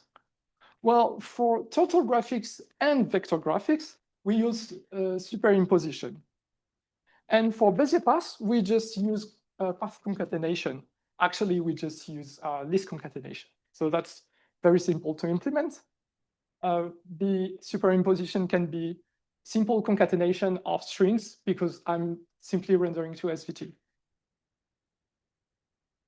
Now, how about the states? Well, for turtle graphics, we can use affine matrix, which will contain position and orientation of the turtle. We actually get more for free, like scaling, and whether the pen of the turtle is up or down. For Bezier path, we only keep the affine matrix. We do not care about the pen. And for vector graphics, we could actually add anything we want, but here we use fill color, stroke color, and stroke width. So today, for the sake of simplicity, I'm only going to use the state functions for state changes. And here, for instance, the rotation is a state change. We can implement it by simply multiplying a rotation matrix with the current state. But what's interesting here is that I use field polymorphism. And this means that this rotation state change is polymorphic in the state as long as it has an affine field. And this is interesting because if I want to implement the left and right instruction from the turtle graphics, well, then actually it remains polymorphic in the state. So we use the change instruction and we use the state change we just defined, and we get left and right, and it is polymorphic in the state, which means that we can use these instructions with any media that has this affine field. And this means that any of the languages I just defined, which all had this affine field, as you remember here, can use the left and right instructions. So to finish, how do we instantiate correctly the media monad? Well, we feed it the change, an instantiation of the state changes, the states, the primitives. For turtle graphics, it will be segments and so on, and the rendering monoid. And since the media, the monad I just showed you is actually a writer monad, we can execute it to get the final rendered media. So for instance, we can implement an approximation of a circle by repeating 4 times the drawing of all these control and anchor points. But it gets better because we can use the code I just used before as a primitive to the vector graphics language. And we do that by simply saying, oh, we use that path as a closed Bezier path. And now we can use this circle syntactic sugar as monadic actions which draw a circle. So here I say to the turtle, okay, now your state is fill red, stroke black, and you draw a circle. And then I say to move down and to fill in blue, and we get a square. And the square is defined the same way the circle is defined. So what to remember of this talk? Well, if you want to define a domain-specific language using this Pandia language with only 4 instructions, what you need is a rendering monoid, a set of states, a set of primitives whom you need to know how to render, and a set of a monoid of state changes that acts on the states. And if you have that, you will be able to define any kind of syntactic sugar to create your own domain-specific language. Now, if you have any suggestions, any ideas, or any questions, I would be happy to answer them. And thank you very much for your attention.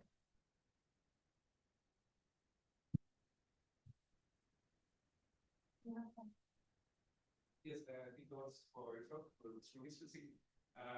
So I have a question. You showed examples with images.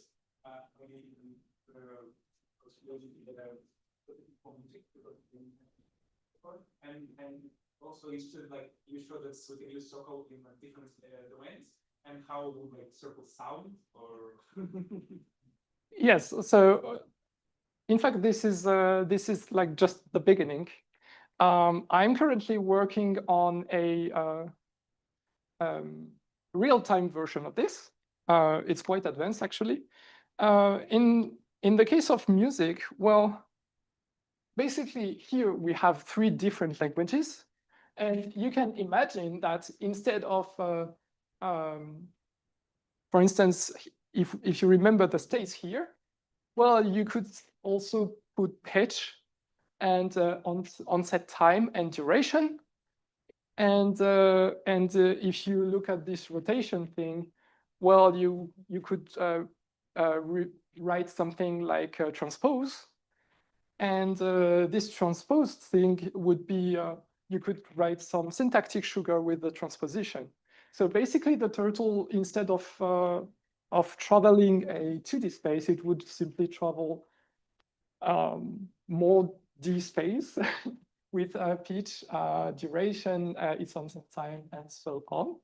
And then if you know a bit of Haskell, well, you know that we have GHCI, and then this media thing can be actually put into the IO monad, and you get a REPL for free where you can play music. So this will be next year. Just in the interest of time, I think they can question. Well, one last question while Stephen gets up. Okay, so my question is, so the code that you showed us that is medium and that you implemented yourself, like go ahead with the code. But of course, a lot of these definitions, if you get for free by using some library monads, like I think if you use video writer state. Yes. Yes. So is there any reason that you're making your own from scratch instead of taking a stack of monad transformers?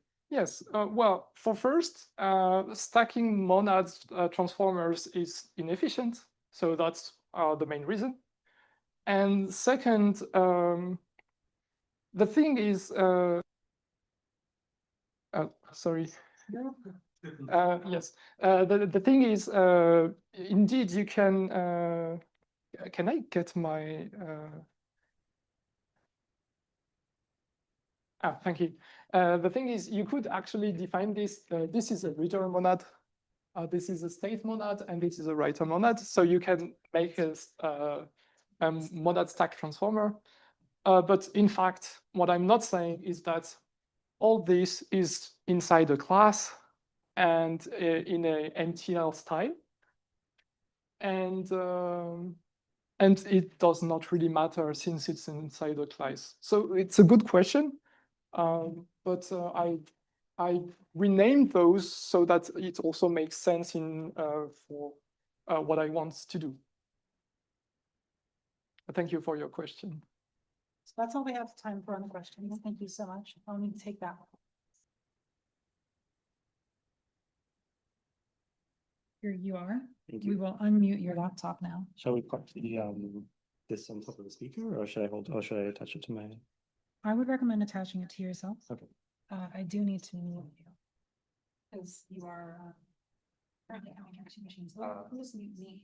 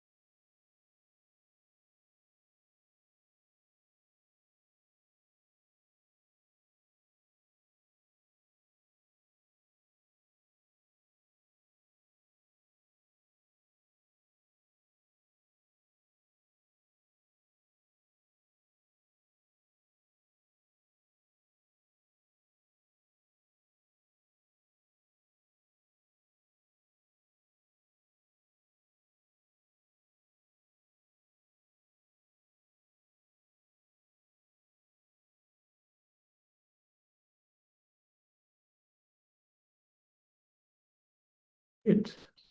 I'm Great. now unmuted. Although I can hear myself. That's because I'm hearing a lot. Oh, okay, that's from the laptop. Very good. Yeah. Okay. Hey. So for the remainder of this talk, I'm going to just give a live presentation in Jupyter Notebook of setting up some different patches and taking you through the basics of using the combinatorial audio workstation to make some cool sounds. And yeah, so I only found out a couple months ago that it's possible to do Rust in Jupyter Notebook. There's a library called EVXCR that makes it possible, which is pretty cool. It's a Rust REPL. And I was originally, the video that I submitted for this is a live coding session where there's multiple different cells with sound in each of them changing over time. But I think for this talk, we're just going to keep things a bit simple and go through the basics. And by the end, we'll have something that sounds pretty cool. So this is just some boilerplate, which I've already run, that creates the output node and the ship button. Just so that we don't blow up the speakers. We're using my laptop speakers, so it doesn't really matter. And let's start with something simple. So the primitive type that all of the modules in the synthesizer implement is this SIGP trait. It's just things that can be sampled. Modules are sampled not at the audio sample rate, but once per what I call a frame. You can change the length of a frame. It's usually maybe about 20, 30 times a second. And this sample method populates a buffer of the appropriate size given the frame rate and the sample rate. It's done that way so that we can take advantage of some architectural optimizations. So let's start with a simple hello world. Everyone's first synthesizer patch. We'll just play a sine wave at 200 Hertz. It's already playing, but I've muted it. 200 Hertz sine wave. Let's turn the volume. It's already up pretty high. Oh, it's okay. Sine wave took high. We can change the waveform by changing this to a different value. It's a little bit cumbersome to change the number, so instead one tends to use a knob. And this is going to pop up a new window. Now,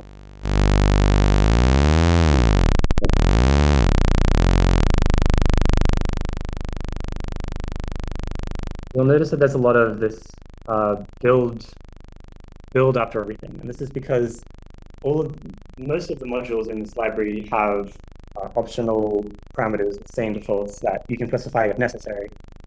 And using a builder pattern in Rust makes it a lot more ergonomic. Only add the methods that only change the properties that you want to change and leave the other ones with their default values. So one example of that is the pulse width of the pulse wave form. So we change our waveform to be a pulse. Now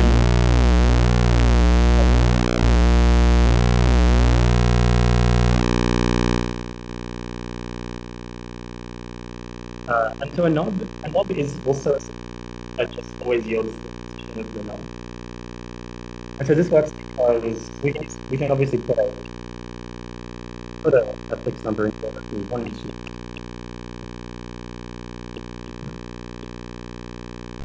It's not going to be different. And the reason why we can interchange numbers and ones is of course because almost all of the arguments to parameters modules also large. Here's a more complex example. So here what we're doing is there's two oscillators. There's still the pulse wave oscillator, the outermost oscillator, producing the sound. The second oscillator is modulating its pulse wave. So this knob is controlled is modulated. Out, not getting faster.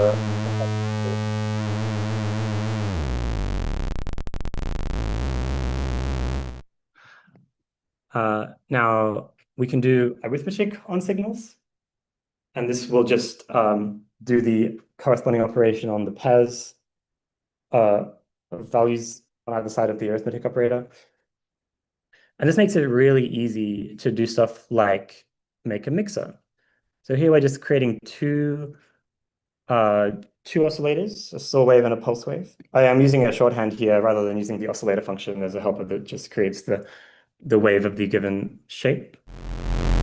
So this is a pair of oscillators together, lower the mixer, and then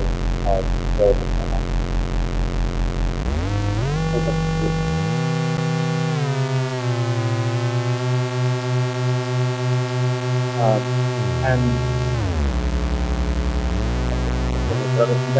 as right, anyhow, but multiply them together instead, you'd be doing what's called FM. One way to act like area, and the other way to modulate that. I mean, you get a really interesting sound facility. Especially when the frequencies are very similar together. Visualize it.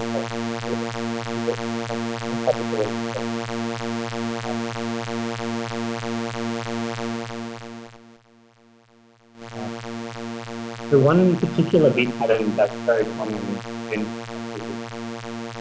is when you take a pair of saw waves very similar frequencies,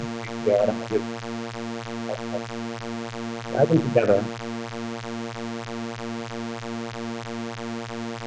Every time I reevaluate a cell, we're able to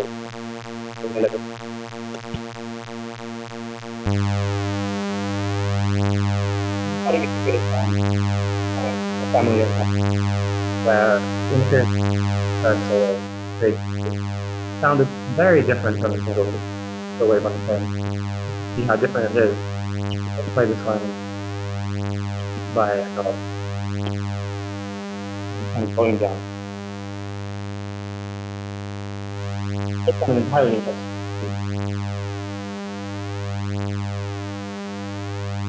It's a comment that I've got to help people to default as it's which creates a set of scenarios at a configurable number.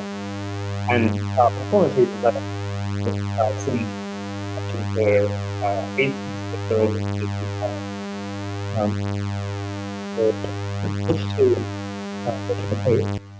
we'll see it gets tighter because the number of stories interfering with each other destructively reduces to every code. And again, it's having more possibility.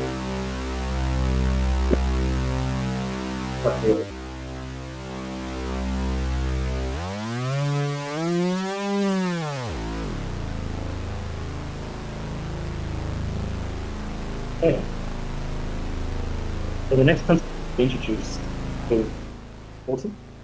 We've already seen examples of signals that are modulated by other signals with pulse modulation changing.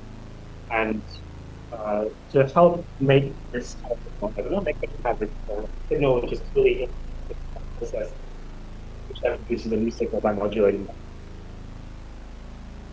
Core has a method called filter, which you can use to chain together a sequence of transmissions on those. Let's look at a simple example of that first. Bandpass filter.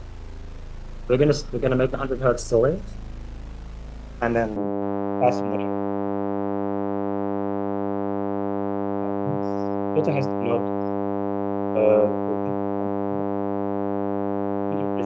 as individual harmonic from it down by outside of each other. If you think of the FFT would look like, and it's standing down and then moving outside is like all the way down. All you hear are bass harmonics, or the bass frequencies from the waveform. So that higher. Want the filter to be very narrow. It's a shame. Oh, I guess we can turn it on. So when you make it really narrow, you can isolate individual harmonics, and so you can see the different harmonics of the saw wave one at a time, it really helps you understand more about why a saw wave sounds the way it does, and you look at the frequency, you look at the formula about how to draw a saw wave, and you see that it's made up of different integer harmonics. And now you can listen to them one at a time. Let's look at another example. This time we're going to use a low-pass filter.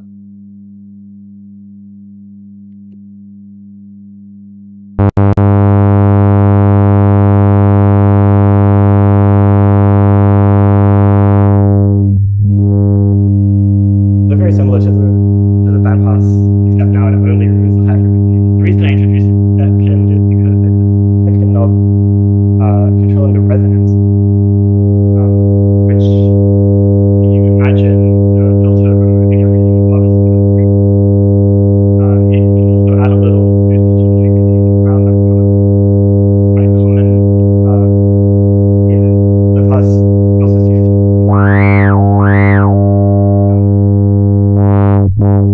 I also don't know if this is an implementation artifact or sound aesthetic.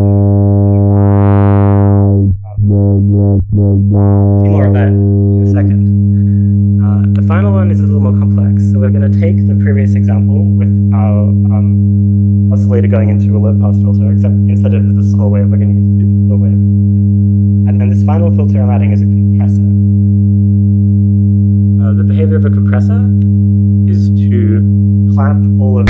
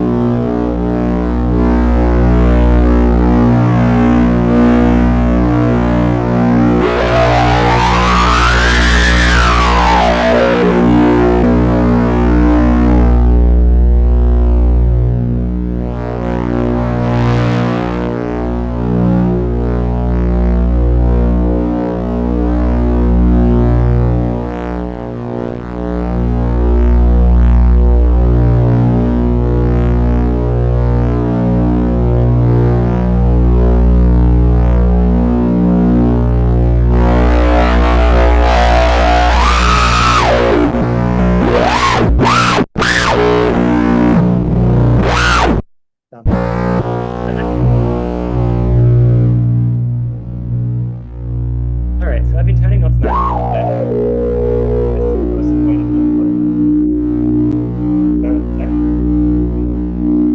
Yeah, so it's very common in synthesizers to automate things kind of signal which reacts to a button press and sends a pulse of a certain shape as though a note was being turned by that. So I'll run this whole and explain what's going on.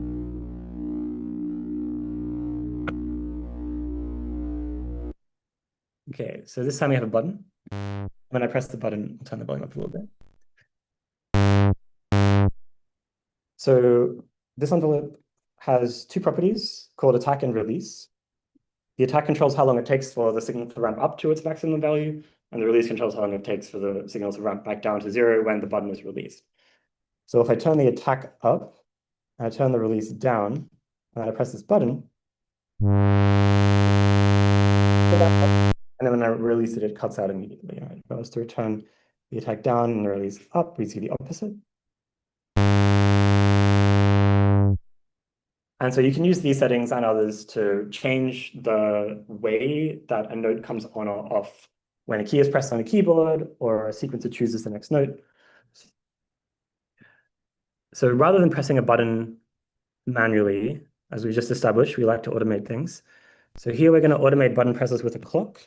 So 8 times a second, this clock will send a pulse to an envelope, which will modulate a super saw wave. And we'll get some knobs that we can use to control the properties. But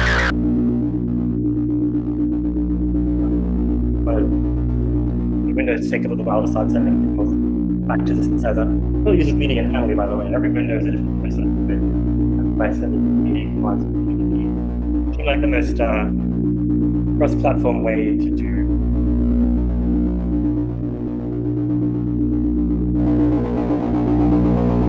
Happening here is that you'll notice there's no attack anymore, just release, and that's because the button press is being automated with the clock, which is just sending a pulse, which means that attack would have to be 0 or we wouldn't hear anything. We wouldn't be able to ramp up control the release.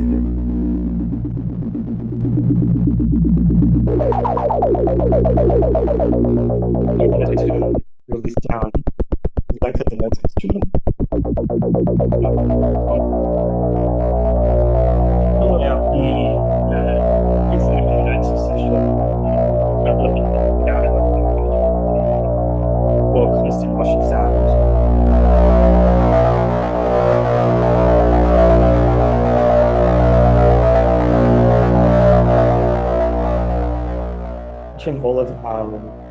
All of our sounds from scratch every time. There's a couple of handy built-in patches that to every for things that are a bit more complicated than melodic stuff that we've seen so far. So drums, rather than using pre-recorded drums as extra synthesized drums, really just has 3 right now: kick drum, snare drum, and a hi-hat. Using those first 2. So is it very quiet? Turn that off. We have snare. They're also quite parameterized. I don't know how. Is Jupyter going to let me autocomplete? Okay, I don't remember the names of the parameters, but there's lots of settings you can change about the way these sound if you want to tune them for a specific application. And of course, we don't like pressing buttons, so it's very easy to automate these. This button is obviously just a signal that produces a Boolean, much like our clock from before, so we can do the same thing as earlier. So now, this is just setting a, so this is using a clock divider. Is that fine? Okay, cool. So skip on to the sequence thing. So play actual songs, could play them manually, but instead like programming a sequence of notes and send those set those to be the frequencies of the oscillator. So I've pre-programmed a riff that I kind of like. We're just using the triangle wave and a simple ADSR. So, exciting. Showing how and then if you take everything we've seen so far,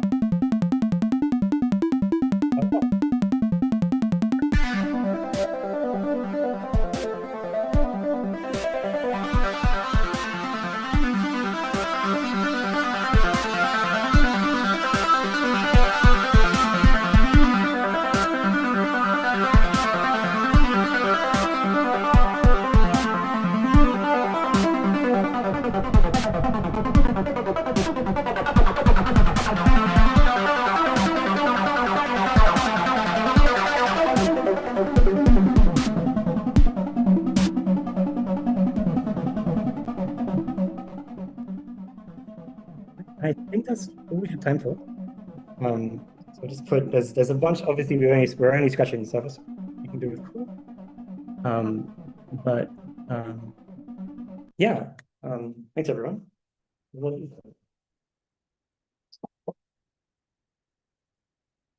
I'll wait for our last answer. How this is that one. More on the machine. Yes. Could you briefly compare with Super Collider and tell us maybe, I saw that you were referring to FRP and how FRP differs from the graph version of Super Collider. I've honestly never used Super Collider, I'm sorry. Yes. Yeah, can you tell us about how FRP can be applied for that? Sorry. Yeah. Totally. What's the I know what's going on. Wait a moment.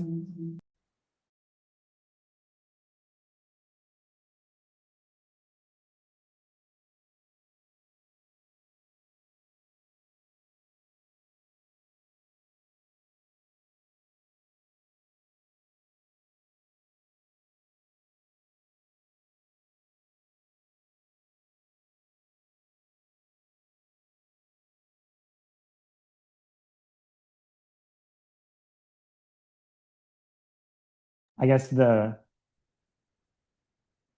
you mentioned the graph in Super Collider, and It's just a big tree, right? yeah, well, it's a DAG. You can have sections that rejoin in core. I didn't show any examples of that here, but the one hairy part of that is in Rust with the burr checker.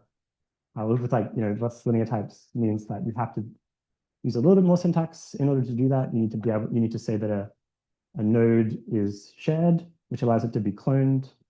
And that has to happen explicitly. You can't just implicitly take a node and refer to it in two places because mu semantics would not allow that. But Core has an API for boxing signals that makes it possible to do that.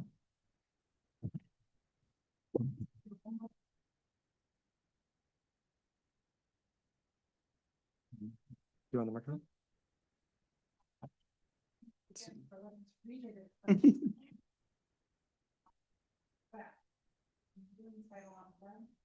Yes.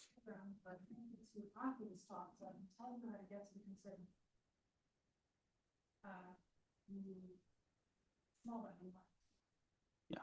Oh, yes.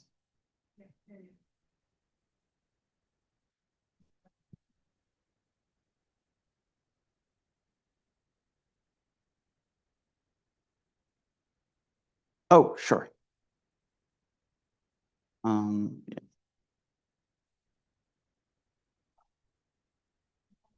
Oh yeah. Tab. Other control tab. Yeah. I'm gonna go ahead and close these tabs if that's okay. Yeah. Yep. And so.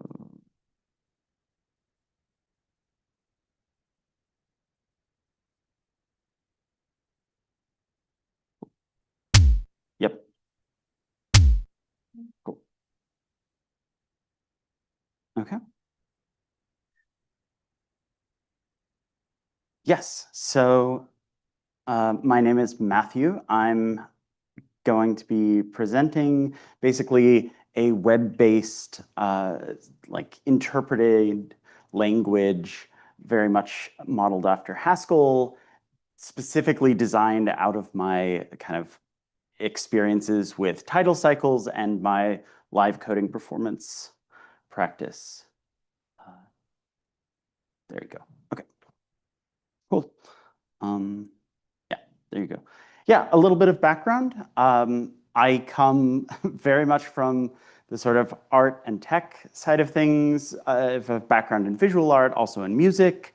And I have always worked with various forms of computational art, and most recently in the last 5 years have done a lot of live code performance, which, if you're not familiar, is basically the process of writing code that runs some sort of generative musical or generative visual system. And as you are writing the code, you are updating the system in real time.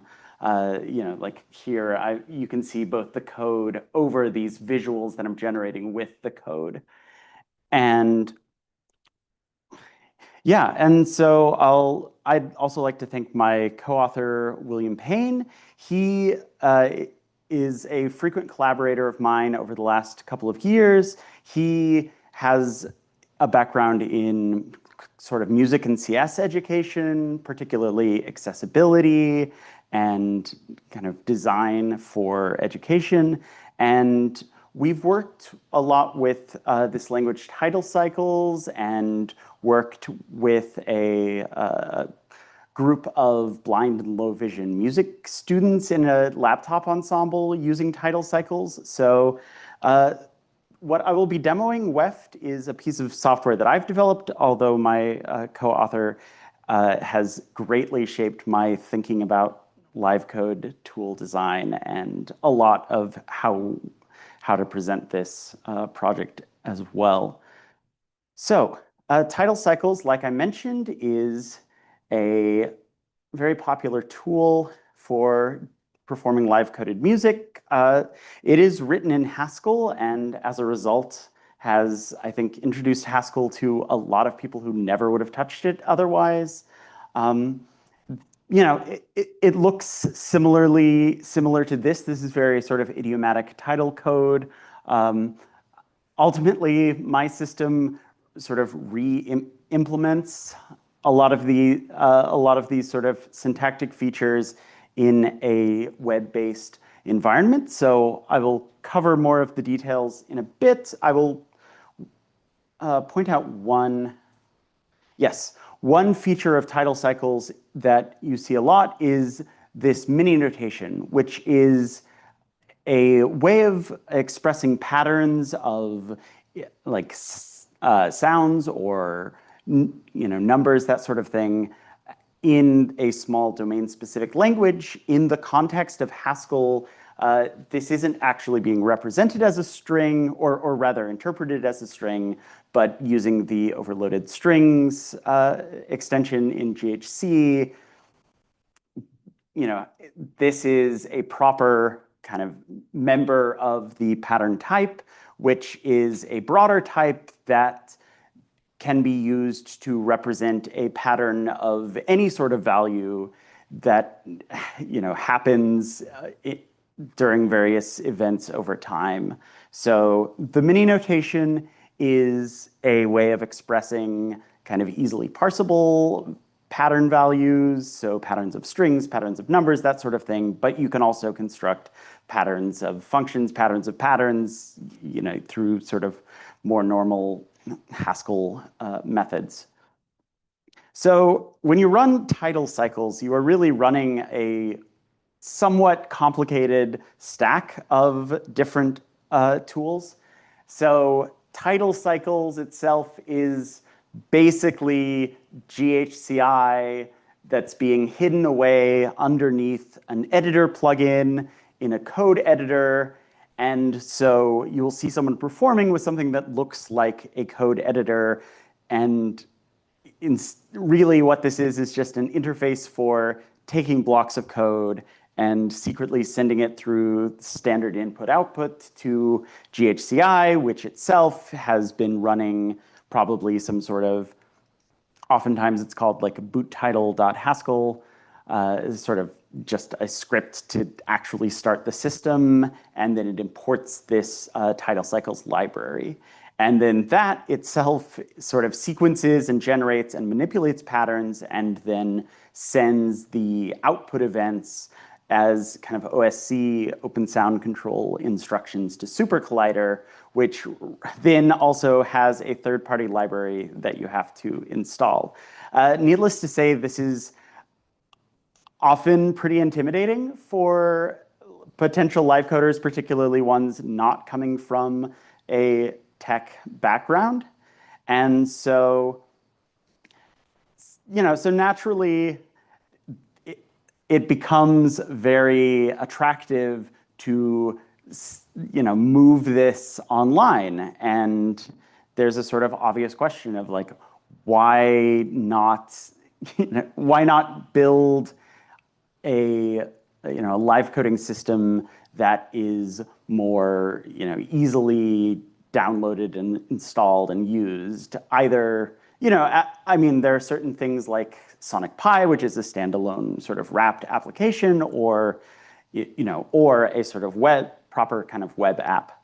So that has led to the development of Strudel, which is an existing library originally begun by Alex McLean, the creator of Tidal Cycles, and then a variety of other contributors, particularly Felix Roos and Jade Rose, have made huge contributions to it.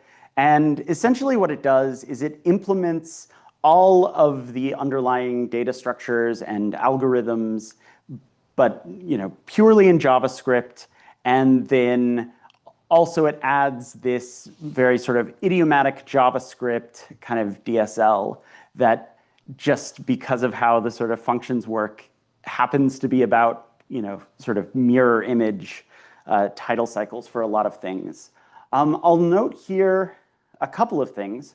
First of all, we still have the mini notation, but also we're making heavy use of this method chaining to kind of sequence functions, although that's mostly a quasi domain specific language. Basically, these are true to their Haskell roots. These are essentially pure functions, and the chaining is mostly a kind of mechanism where this one object gets passed around, mostly for the convenience of writing code like this.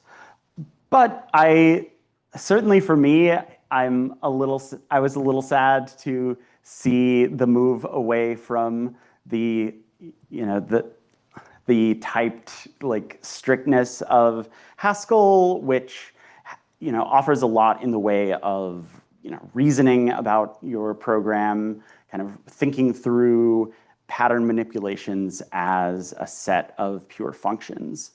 And so what I have been working on is basically building a Haskell-like interpreter so that I can take all of these functions that have been implemented in JavaScript in the Strudel library, but use them in a typed kind of functional style a la Haskell, and then use that as a testbed for developing kind of better editing and performance tools around that. So a quick tour of the state of kind of web-based live coding. Strudel is an example of the predominant strategy, which is basically you have an editor, you can write JavaScript, the tool exposes some specific JavaScript library, and you run it, but under the hood, it's just eval, running eval on the code that you're writing, and it can support arbitrary JavaScript. This is Hydra, a visual tool made by Olivia Jack. This is, like I said, Strudel adds a little bit on top of that.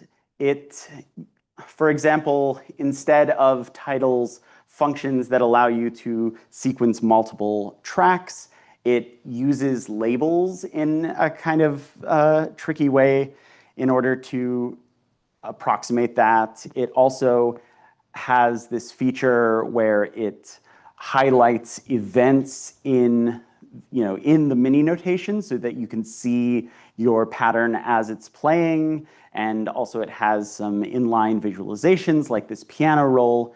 And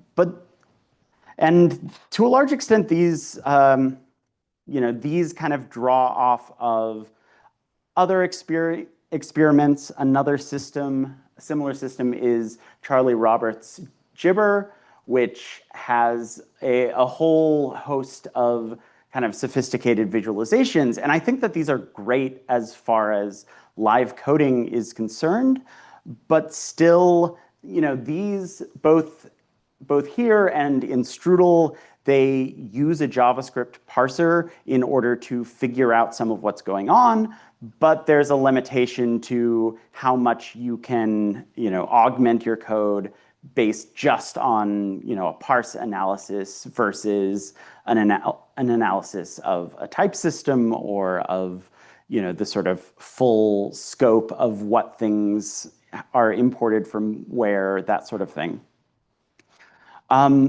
There are also web-based languages that are, kind of have their own compilers. One of actually the first, sort of attempt to bring title to the web came in the context of Estuary, this project by David Ogborn that is a multi-user live-coded kind of platform. It supports what it calls mini title, which in that case is implemented in Haskell, takes the original title library of functions and moves it to the web, though as a consequence, it relies on a very strict set of functions and this kind of constraint that every single one of these boxes is a single expression to be evaluated. So it is sort of type safe, but just at the syntactic level. And so it isn't extensible in the same way that JavaScript-based systems are. There are various other related languages. I mean, there are other kind of typed languages that compile to JavaScript. I mean, Elm and PureScript, drawing from a pure functional background. TypeScript is using JavaScript plus type annotations. They're generally not designed for running in the browser. TypeScript theoretically could be, I think, though I haven't really seen it used much. I think because it's a pretty complicated piece of software, and using it in the live coding context would be tricky. I'll say there's also Hazel is probably the closest thing, which is a live functional language, not from the live coding community, but from the live programming community, which is an entirely distinct research community. And I am really looking forward to the Paint workshop on Tuesday, I believe, which is going to be sort of that community of people. And so what I've built is basically a parsing and type checking library. It implements a small set of Haskell language features that I'll point out. And in my example, it's an editor application. It starts a runtime instance of this library, and you can use that to check and evaluate code. There is a sort of a strong distinction between the library, or the editor allows you to execute expressions as sort of statements, and then if you want to do bindings and actually add things to the environment, currently you do that separately, kind of with the library runtime itself. But it's a pretty simple process to add new bindings to JavaScript files. This is some TypeScript code. It doesn't even need to be that. And it implements, just the straightforward $ function application operator. I'll note that the internal representation of types is ultimately, a more complex structure, but this function has the nicety of parsing type signatures as well. So in its kind of current version, and it is currently live at weftcode.github.io/weft, and it includes pretty much the entire Strudel library, or at least as much as I have bothered to write type annotations for at this point. And although the system itself is very agnostic to that, and absolutely could and I think should be augmented with new functions and new bindings to functions. Okay, so I'll briefly show a few things in terms of the kind of the editor itself. Yeah, so here we have a very simple pattern. Everything sort of in title cycle operates on the cycle. And right now, this is just one bass drum per cycle. I can edit that, let's say a wood block or something. And the second while it loads, and then, because we have a type checker here, in our editor, we can actually inspect the different types.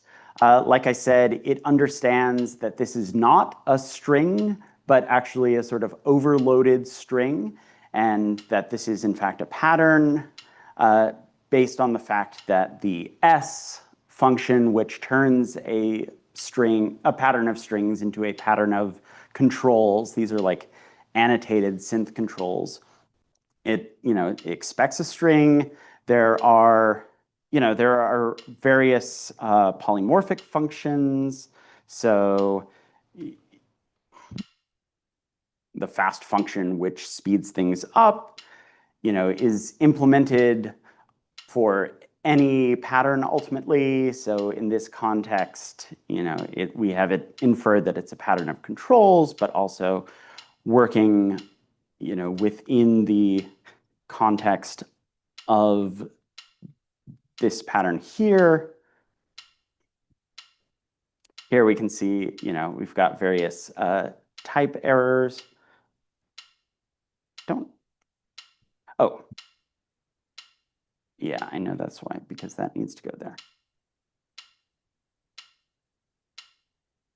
And so then in this context, now this is a pattern that operates on patterns of strings. And I'll go ahead and kind of play some more, complex patterns. And so you can see, this is basically in kind of title idiom. You have a set of functions that are modifiers of patterns. Usually they use the $4 operator because it's a way to avoid parentheses, which is nice. And then at some point you have a sort of primary structure that's this N pattern, which is a pattern of, in this case, scale indices. And then you can kind of have patterns after it that are sort of joined together. This hash is a pattern combiner. Yeah, and so basically the system supports function application. It supports lambda expressions and sections, operators, that sort of thing. And yeah, I will very briefly sort of run through. Right now it's mostly a kind of simple system for running Haskell-like code. Eventually I would like to add new language features, new syntax, potentially expand the type system to use proper overloading via type classes. And longer term, I see this as a base to explore the question of what does a properly live language, where you can have a deep integration between the language and the environment. What does that look like? Cool. So thank you so much.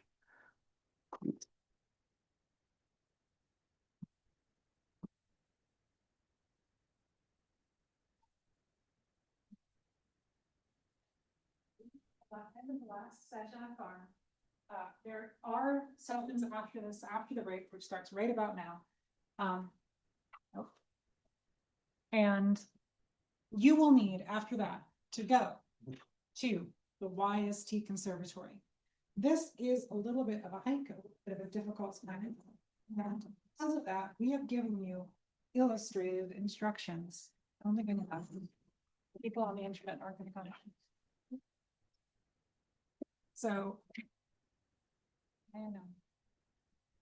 On the main website, there is a link for getting to YST Conservatory and Utown. The good news is, if you're going to get dinner, if you're going to try to leave other than via taxi, you need to follow most of these instructions to get to the edge of campus. The conservatory is actually on the correct side of campus for you to get dinner and such. We are on the wrong side for that. So when you look at the venue, if you just click on the conservatory venue on the website, you'll get these instructions. They're illustrated. They start in the registration. They talk about the paths specifically that you take. Very, very useful. I will not read them to you. During the break and after the break, as always, I have homework for you all. Go convince everyone else to come.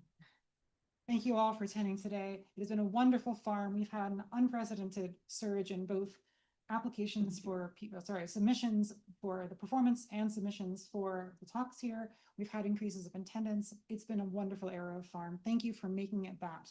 And I'll see you all in a couple hours.